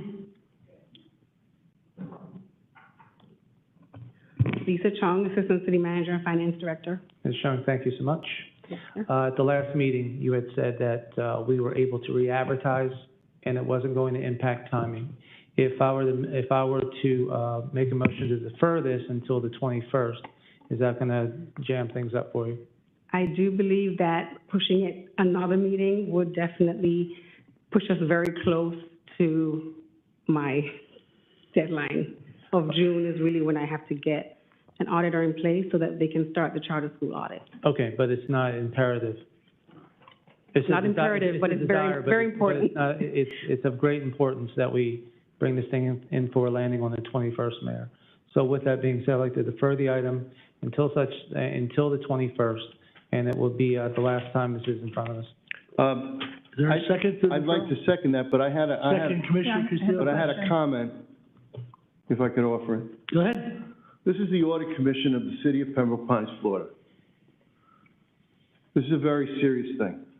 This isn't a job for a political appointment or anything like that. We need to pick someone who has the ability to impress us with a financial background. The commission auditor has that. Commissioner Schwartz has an MBA. I need to be able to vote for someone in a city that has many thousands of MBAs, CPAs, professional auditors, CFOs, financial people in the banking and investment world who understand audits and read audits and do audits every day. And I'm not going to be able to vote for someone. This isn't a question of just a piece of paper is missing. For me, it's about the content. I have to be able to represent to the people in the city that every member of this board has impressive credentials to participate in the board. It's not a political thing or because maybe somebody may want to run for office. Those are irrelevant considerations. So I want to be clear. I look forward to seeing the resume. I look forward for it to come in, whatever else. But I can't support somebody unless they have an impressive background in finance and accounting and auditing. So thank you. Thank you. Commissioner Schwartz, do you know offhand if he has any of those backgrounds? Mayor, I'd like to defer the item to the 21st. I understand. I'm asking a question. Again, Mayor, that's all I want to say on that. Is there a second? There was a second, I thought. Second, great. Commissioner Castillo, that's right. Commissioner Castillo. Vice Mayor, do you have a question? I did have a question. If this does get voted on tonight, which I guess it looks like it will be as a deferral, knowing the 21st is kind of the deadline on that, we're deferring it because we're asking for a resume from an applicant. Will this be open in this deferral to accept any other applicants that are coming in, or? That would be the. Well, we need to make that very clear. Yeah, I hope so. So let me do this then. City Attorney, can we defer with conditions to continue to keep the advertisement of the position open until the close of, I guess, the agenda, which will be, I guess, will be next Tuesday? May I respond, Mr. Mayor? City Attorney. Simple answer is yes. The more complicated answer is that you're looking for more additional data, and the motion that you're making to defer includes just requesting more data from applicants or new applicants, correct, Commissioner? Okay. Can any other applicant, you need to clarify the motion, are you reopening the filing to other applicants? Yes. Well, I'm getting the sense that some of my colleagues would like to keep their options open for reviewing things. So, City Attorney, give me the language, if you don't mind, of how the deferral should be framed. May I respond, Mr. Mayor? The motion would be a motion to defer the item to the February 21st meeting on the basis that additional applicants may submit their applications and resumes for full and public consideration by the Mayor and Commission on the 21st. That sounds just like what I was going to say, Mayor. Close enough. Commissioner Castillo on a second. Did you get that? Yes. Okay. Discussion. Mr. Mayor, I'd like to ask a question. Gotta say, Yeah. hello? I did. Not a mind reader yet. Assistant City Manager Chong, question.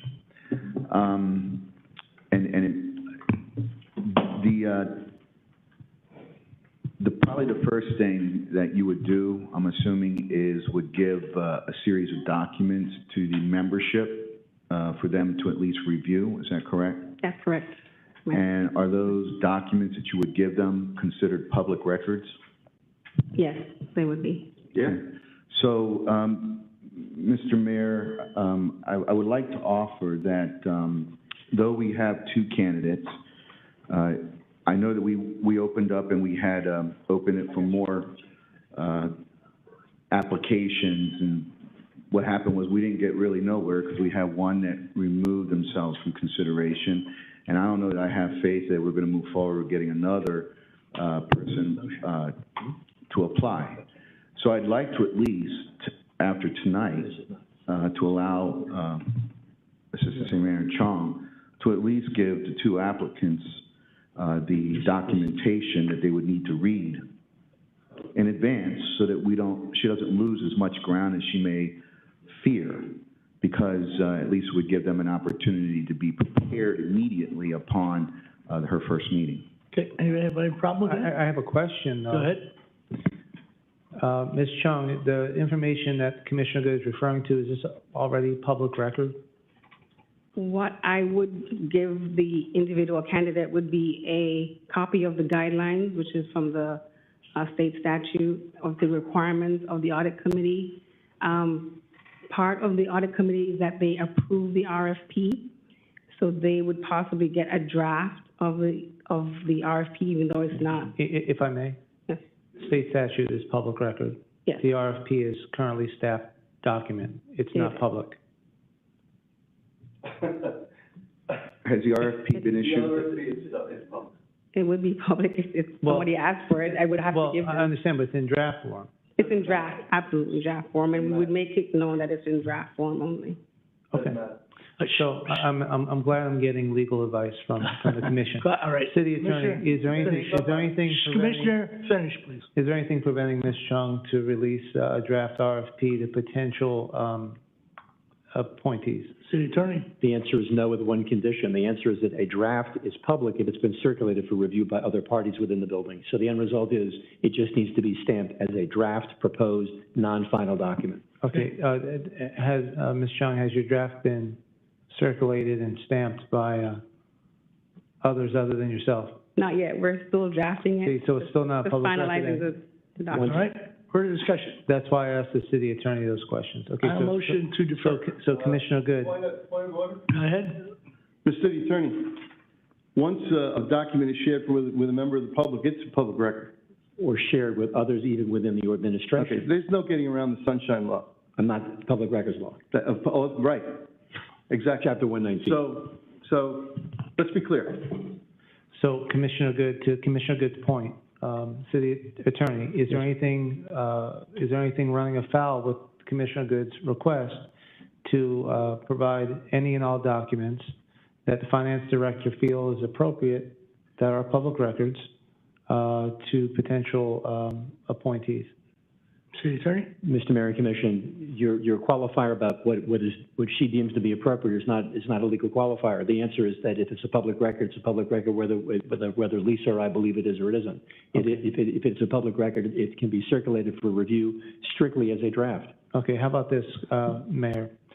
Commissioner Good, how about we defer to the city attorney to disseminate what information can be given to potential appointees?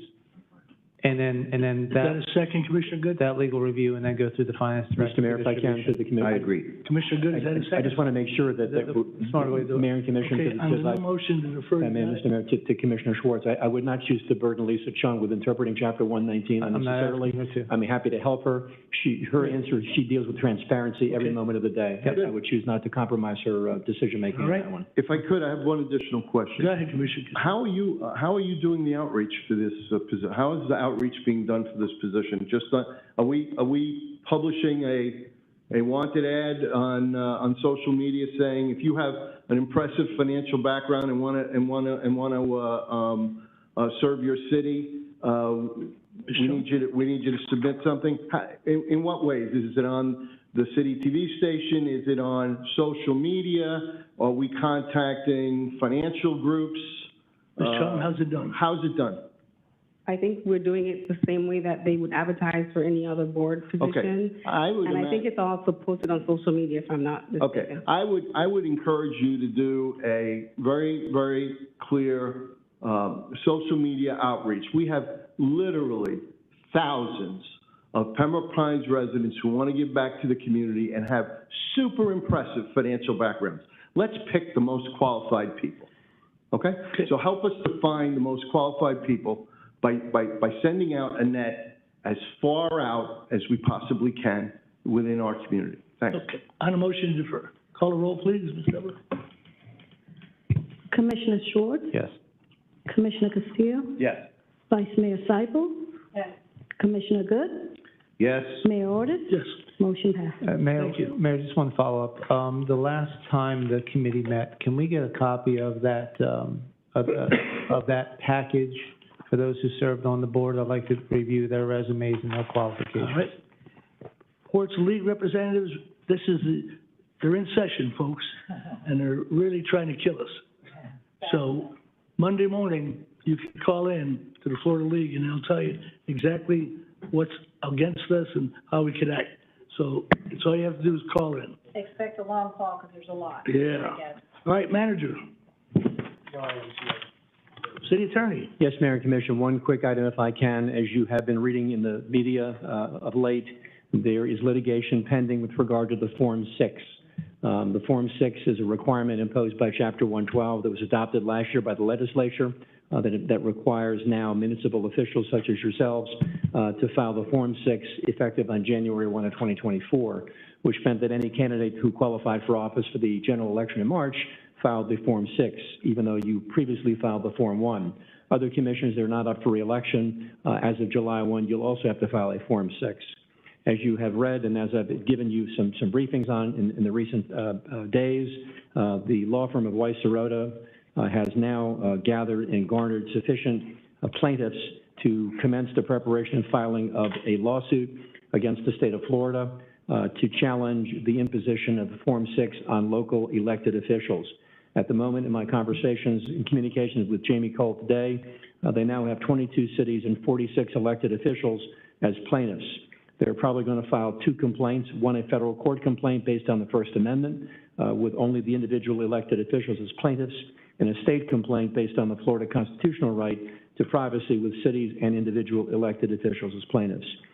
Tonight, my discussion of the issue is not to promote the engagement of a law firm or to defeat their engagement by you, but to simply let you know that there is, in fact, a lawsuit, 2 lawsuits being prepared by the Weiss Sirota firm representing a number of cities and counties throughout the state of Florida.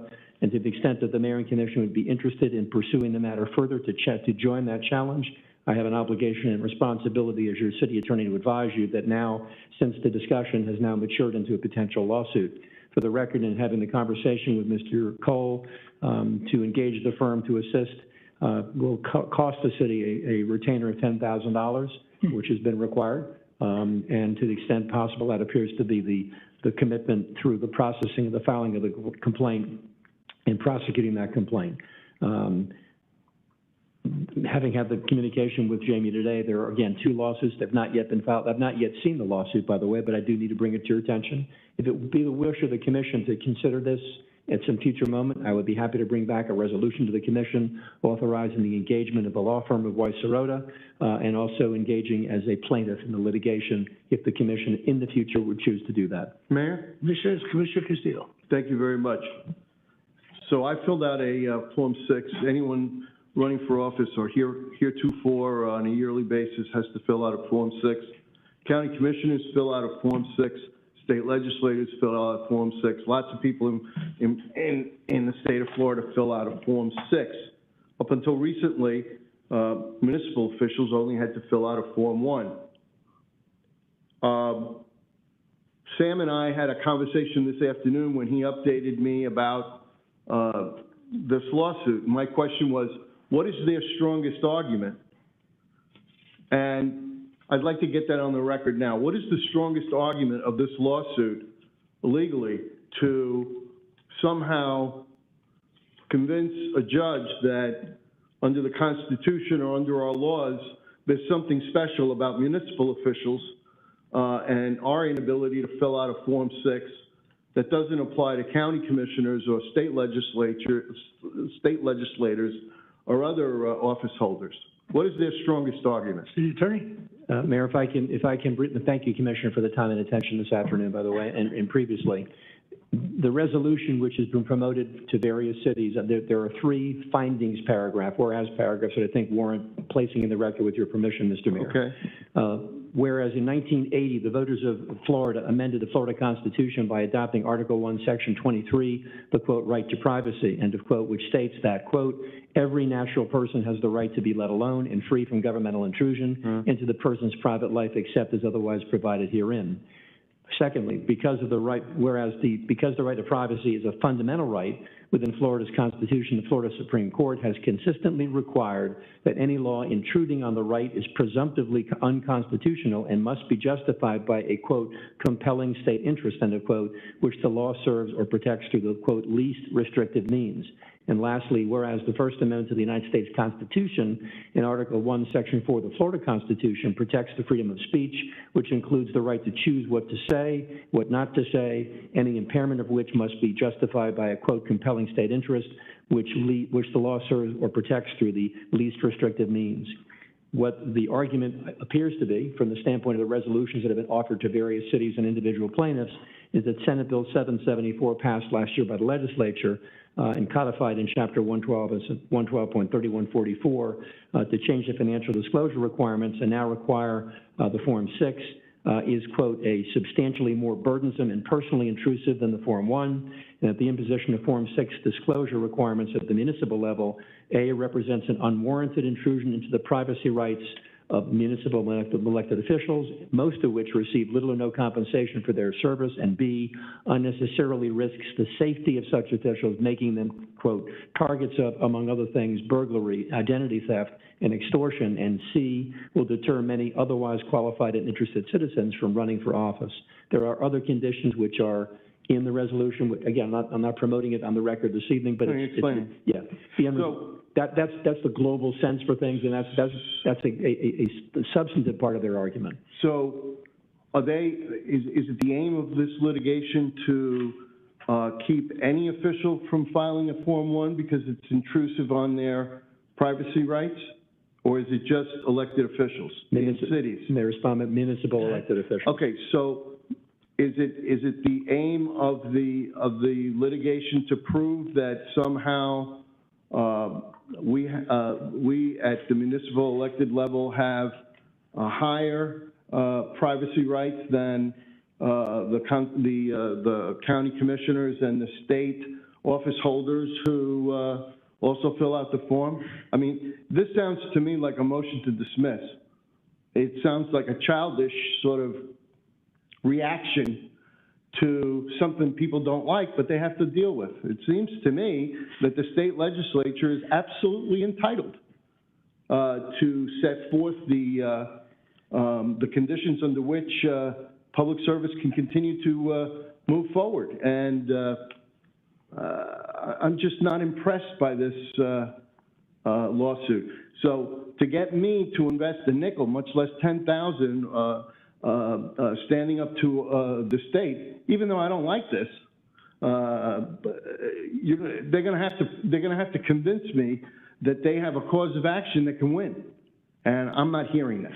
Okay, City Attorney, there have been several commissioners and municipal leaders who have resigned over this Form 1. It has been reported in the media that there have been St. Pete Beach and a few others throughout the and I think we ought to spank the state legislature, and I would certainly approve a $10,000 fee to go ahead and do that.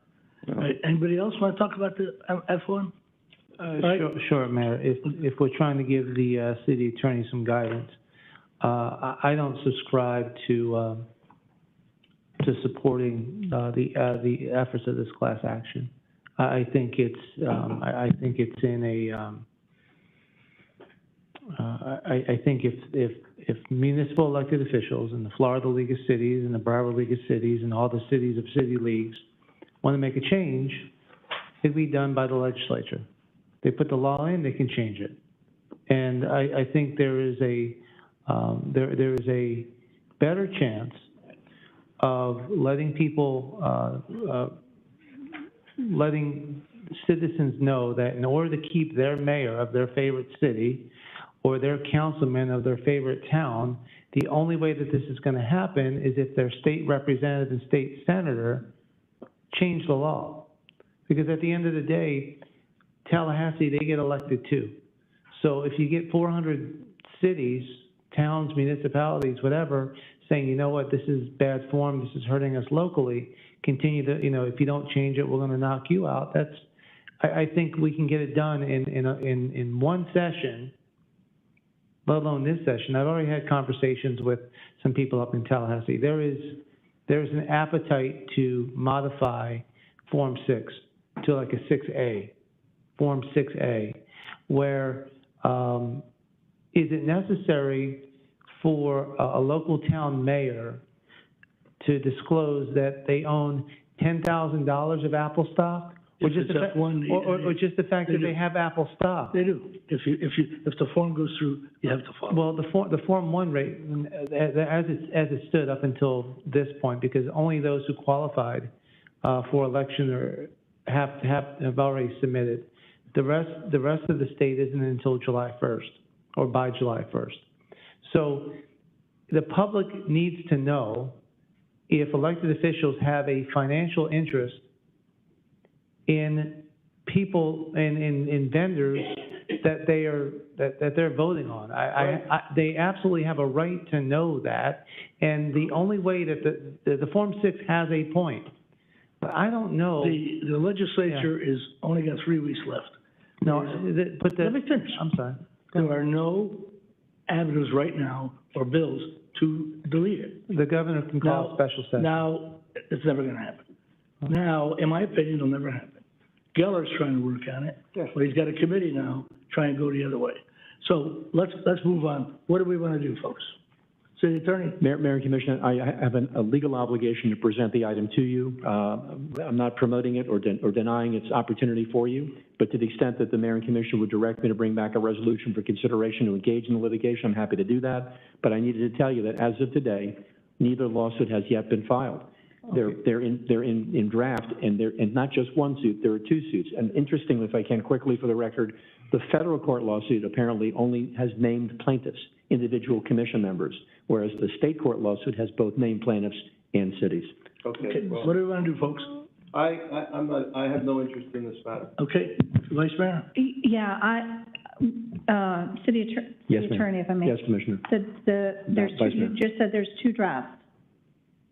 Where are those drafts? I don't have them because they're not yet in final form and they're not been circulated, so I don't have either one. When do you think that those would be available for our review? Because I would be very interested also to see what is it that they're actually hanging their hat on. I mean, if there's something that just says because we don't like it, that's not good, you know? And I understand, Madam Vice Mayor, and I asked that question, and the response I've received by email is we plan to file next week, probably Wednesday or Thursday. So I'm assuming by next week, prior to the February 21st meeting, the public will know that there are 2 lawsuits filed, and we can share them. Wouldn't it be probably, colleagues, wouldn't it be more appropriate maybe to wait till we see exactly what they're bringing forward City Attorney, you to move forward by the 21st? We can at that point, right? We're not on a time Point of clarification. fine or anything else. I mean, Did you want to make a motion, Vice Mayor? well, I don't think we have to do anything, do we? Well, you have to, you can wait. Point of clarification? Go ahead. I think the suggestion is we should wait and let's see the pleadings and let's see if we're impressed with it, and we can revisit it another day. Today, I have no appetite. Okay, we got that. We got that. Okay. I'm just trying to get from the City Attorney what we're going to do legally. That's what we have to do. Okay, so City Attorney, we can wait. The answer is that you have a legal right to wait, and you have a legal right to know what's forthcoming, and the legal right to review documents that have yet to be put into the public record. And that you will provide them. I will, but I would not choose to compromise your right to engage in that litigation in the event that you make that decision. That F1 is very invasive. Thank you, Mayor and Commissioner. All right, city. Mr. Mayor, can I say one quick thing here? Go ahead. On top of that, maybe the city attorney can assist us with understanding something here. So, I understand both sides of the argument. I understand the elements of transparency, and I also understand, the excess of transparency. But what I'm really kind of focused on is, and I've had conversation with the attorney on, why did this come? Were the constituents asking legislation to do this? I don't think so. So, there's another reason, and maybe again, it could be a continuation of overreaching power, because let me tell you where I'm at. There's something that was not in the legislation that initially was, and that was that they included city managers. Right. And so they did it, and what I like to ask the city attorney is that whenever they do these discussions, they do have analysis, and an analysis maybe might speak to why they may have moved the city manager out. But to me, what it sounds like is, well, maybe we'll take care of the electeds first, and then we're going to go after the city management and executive staff. They're the next targets. So I think what's important is to pay attention to how this is really moving, not just at us today, but the fact that it may be reaching down a lot further than we anticipate. I mean, we have boards that make decisions as if they were our authority. Our planning and zoning board may wind up on another session. So at some point, we got to say, hey, let's be realistic about things. And so maybe the analysis of why the city manager was removed from that initial filing of the bill would be helpful for us maybe to understand as we go forward in looking at these things. Good discussion. Thank you. Vice Mayor, you want to take over for item 20? Yes, I would, Mayor. I'll move. Item number 1, discussion and possible action to approve a municipal co-sponsorship and funding for a table of 10 at the United Way of Broward County's Mayor's Gala on Saturday, April 27th, 2024, in the amount of $3,500. So move. Second? Second by Commissioner Castillo. That was you, right? Yes. Okay. Discussion? Yes. Commissioner Castillo? Thank you. I look forward to, we do this every year. So I look forward to us ending this parade of dinner approvals at just about every meeting. These should be line items in the budget. We know that we're going to support the United Way's premier fundraiser as a city every year. There should be no need for this. And all it does is take up the public's time, and it makes it look like the only thing we're interested in is these chicken dinners. So I really think that, and I've mentioned this several times before, we should take inventory of the events that the city participates in. They should be part of the budget in the first instance. It'll be easier for administration to pay for these things that way, and be done with it. We publish it out to the public. We say these are the events that the city is going to. If something comes out of the blue, I could see it being here. But United Way Mayor's dinner, come on. We've been to every single one of them since they started. So. Thank you. Maybe that's a motion or an item you put on later. Commissioner Schwartz? Last week was Groundhog Day, and this is the same item that comes up every single year. We have to stop. Okay, get it in the budget, please. Okey doke. Any other discussion? Let me just say Mayor? that it isn't in the budget. Oh, I Even know. though it's been suggested. So it's my duty to bring it to this commission. No. You're doing the right So I thing. just want you to know that. No. Okay, Vice Mayor, go ahead. You're doing the right thing. I wasn't aiming that at you. Okay. Yeah. Call the roll, please. Jeez. Mayor Ordus, Yes. Commissioner Castillo, Yes. Vice Mayor Seipel, Yes. Commissioner Good, Yes. Commissioner Schwartz, Yes. motion passed. I look forward to that somewhere being an item. Mayor Ordus, your item 21. Item 2, discussion and possible action to approve a co-sponsorship and funding for a table of 10 at the Broward Metropolitan Planning Organization's 3rd Annual State of the Region Annual Awards Luncheon on Thursday, March 28, 2024, in the amount of $2,500. So move. Second, please. Second. seconded by Commissioner Good. Discussion, Mayor? Oh, I would No? just like to Commissioner approve Good? it. Any discussion? If not, call the roll, please. Mayor Ordus? Yes. Commissioner Good? Yes. Commissioner Castillo? Yes. Commissioner Schwartz? Yes. Vice Mayor Seifel? Yes. Motion passes. Back to you, Mayor. Done? Okay. I'd like to make a motion to nominate Commissioner Tom Good. Oh, yeah. Can we read it into the record? Can I go ahead? Is it okay? I just want to read it into the record. I'm sorry? I just want to read it into the record, it's not my backup. I got with the city attorney, Mayor. It's Send it. no, it's on paper there, and it's in the click-a-link agenda, but it's not in the internet I'd side like to of make a things. motion to nominate Commissioner Tom Good to represent the city of Pembroke Pines on the Broward County Metropolitan Planning Organization Board effective March 18th, 2024. My last meeting is tomorrow. So I want to nominate Tom Good because he knows about it. It's a good vehicle for us to get funds for, and I know he'll be very hard in there fighting for Pembroke Pines. So Mayor, I just have one question. Commissioner Good? Yes. If you get accepted, nominated for this, do you accept the rose?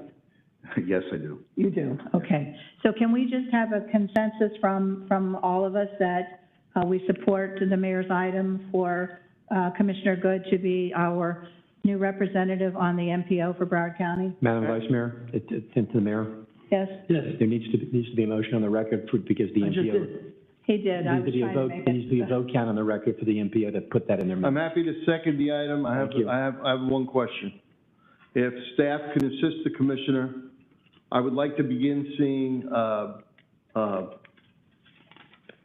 narrative updates on where we are. I would like to see, more frequent, reports on the status of projects.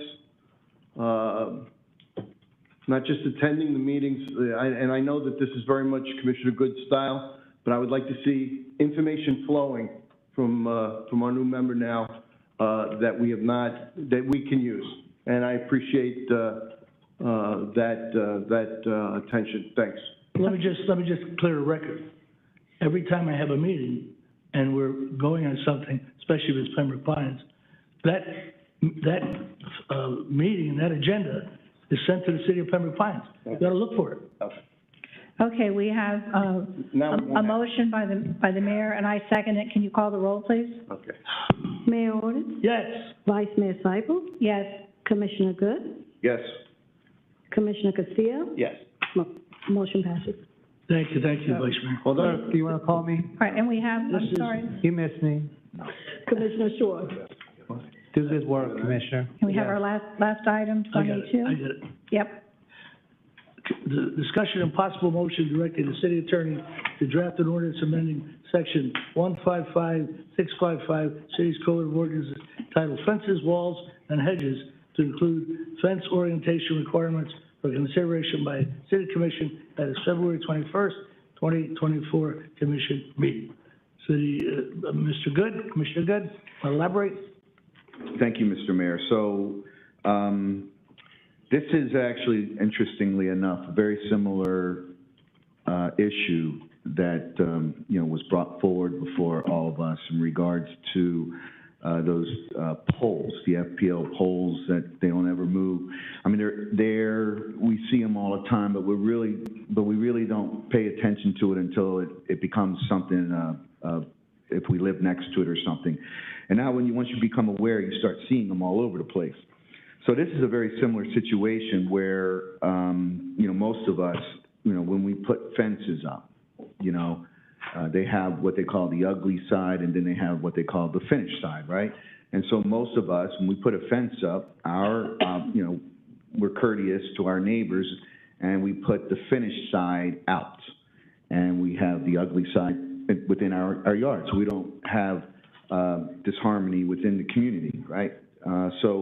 I provided some pictures here that sort of showed some of the, at least one location of where this concern was, and it was a neighbor who brought it to my attention, or one of my constituents who lived in a Pines Village, and they were showing, this one house, actually one side of the house had the finished side out, and the other two sides had the ugly side out, and one of them had the ugly side out where the frame didn't even match the color of the fence, which made it stand out really, really, really strong. And so if you lived there, you had to face, those poles that doesn't look very good in your yard. So I asked our code and planning and zoning, and I looked through our code of ordinances, land development code, and would you believe that we don't have anything in our code that says that the finished side has to go out? Hard to believe. And so we could not enforce that to happen. So, there are, several cities that do actually have this ordinance in their code of ordinances and their land development codes about how to have fences installed and, basically putting the finished side out away from the house. So either, if you're a neighbor, you see the finished side. If you're on the street, you see the finished side. So I thought it would be a really, probably a prudent thing for us to actually include that in our ordinance. So at least going forward, we have harmony and aesthetics within our community. So I like to ask my colleagues to support that we, prepare an ordinance such that we include that the finished side of these fences, when they're installed, are facing outward. Good point. Is there a motion? Is there a second to his motion? Second. All right, discussion. Yes. Mayor, go ahead. Commissioner Schwartz, go ahead. Oh, thank you. Many of you know I've been a licensed home inspector for nearly 2 decades. Miami-Dade County passed this eons ago, Commissioner Good, for what they call the clean side out. Now, on page 12 of the PDF, Commissioner Good, this is a metal fence up against a chain link fence. It's my understanding that the reason why this wound up like this was because the neighbor wouldn't allow egress or access in order to get the clean side out. So we have those challenges in some areas of the community that are 0 lot line. I could see 2 fences being sandwiched together and causing problems. Number 2, I have a concern about fences that that have been permitted. Let me be clear, that have already been permitted, and the permit's on record, and the city can verify that they were permitted when they start doing fence repair. So the majority of the, as mentioned, the good side and the bad side is really whether or not the fence is climbable or not climbable. Anyone's just doing a 6-picket fence and putting the rails on the outside. Ask our police officers, they're like, why in the world would somebody want to do something like that? You're just allowing the bad guy to jump into your backyard. There's a lot of them, too. Yeah, so there are new products. For example, what's not pictured here, Commissioner Good, it's not your fault for not having it here, but PVC is becoming the latest and greatest. But there's wind code issues. We have different pole sets that have to be dropped in depth of poles that have to be done. I don't foresee, and I had a conversation with the chief building official, I don't see any, I believe this could be administrative in nature of sorts, but we also need to codify it in the code itself. But we need to have clarification of what is a repaired fence, how much of a fence that does need to be repaired, how much linear footage could be taken out before things have to be flipped around. When it comes to the wooden fences, this is going to be a bigger challenge because they're going to decay a whole lot quicker than the metal ones or the vinyl ones. And finally, what we haven't considered yet are our pie-shaped lots that certainly already have fence challenges. So I'm all in favor. I have no objections to having staff and our chief building official come up with something that, 1, makes sense, 2, is enforceable, 3, doesn't become a burden to our residents. They need to know what needs to, which way a fence needs to go, because if all they do is look at the Florida Building Code, it's not referenced on what side to go with. So unless they're pulling a permit, they wouldn't know that. If they're just making a repair, they're gonna match the fence up in the exact way it is now, which doesn't resolve the ugliness issue of the millions of linear foot that's currently out there. So I think we need to build into this that all fences, after a certain point, need to be looking in a certain direction. There needs to be an expiration date of sunset as far as if, sections, but I'm not gonna be the one writing it. I'll leave it up to the CBO and planning department and the city attorney to come up with that. So I don't anticipate this coming back at the next meeting. This is gonna take a little bit of time. We need to do an inventory and a survey of how deep of an issue this is. We also need to consider what the HOAs allow, because they're gonna truncate anything that we do. So all those things in mind, thank you for bringing it forward. The HOA should not do anything that we are against or for. Right. Yes, Commissioner Castillo. Thank you very much. So, a couple of questions for Commissioner Good and a couple of comments. So this is prospective in nature. Yes, this is, We're not gonna be telling Mrs. Jones she's gotta This take is her when they fence come down. in for a permit, now we tell them that your fence side's out. But when Mrs. Jones' permit, when she changes her fence, she's gonna have to do it the right way. Okay. Even in HOAs, you have to get a permit from the city of Pembroke Pines to put up a fence. So regardless of any other rule, if they want a permit from us, they're gonna have to install it correctly. And that's just the way it is. It's that way everywhere. So the HOA issue isn't really a concern. I will be reaching out to the real estate board, as I always do, on any potential ordinance that involves real estate. And very often they don't give me a comment back, but if they have a comment, I will bring it to you. Thanks.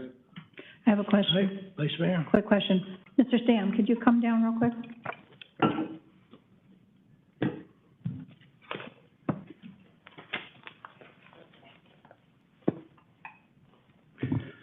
Mike Stamus, the City Manager, Director of Planning and Economic Development. Thank you.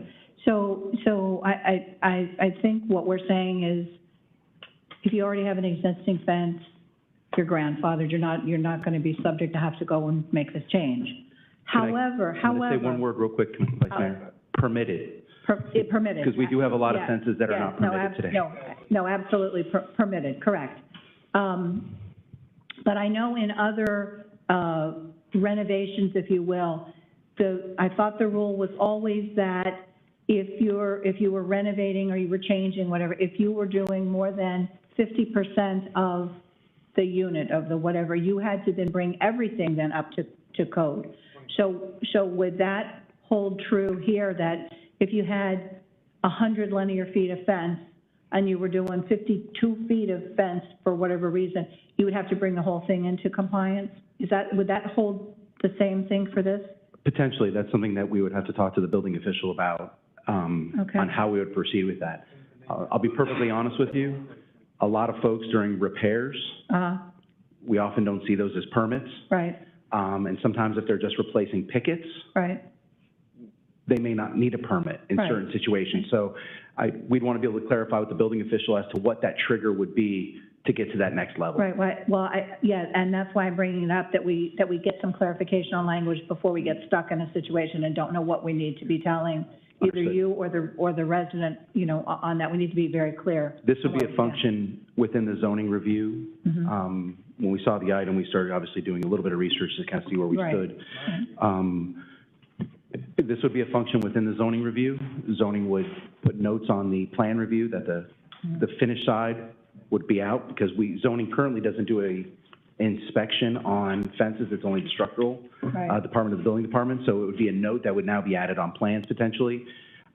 Those other little triggers are what really needs to be evaluated Right. as we go forward. So you'll look at that for clarification on that part of the Absolutely. language, the 50% or whatever. Okay. Yeah, and just for clarification with the commission, many of our associations don't necessarily regulate the finished or the unfinished side, but they regulate the type of fence. Mhm. So, for example, they only maybe allow an aluminum rail, which really has two clean sides of a fence already. So, we did a quick review of our PUDs, and it's kind of on both sides of fence, in terms of the, whether by type more than the finish. So they regulate the material, not necessarily the finish, Right. in many of our associations. Thank you, that was just my concern on that part. All right, further discussion. Commissioner Good, where are we going? Motion to, Is there a second? proceed with putting it in the ordinance and Discussion? Call the roll, please. when they're ready. Commissioner Good? Yes. Vice Mayor Seibel? Yes. Commissioner Schwartz? Yes. Commissioner Castillo? Yes. Mayor Ordus? Yes. Motion passes. Thank you all for a great meeting. See you later. Have a good night, everybody. Good night, Vice Mayor.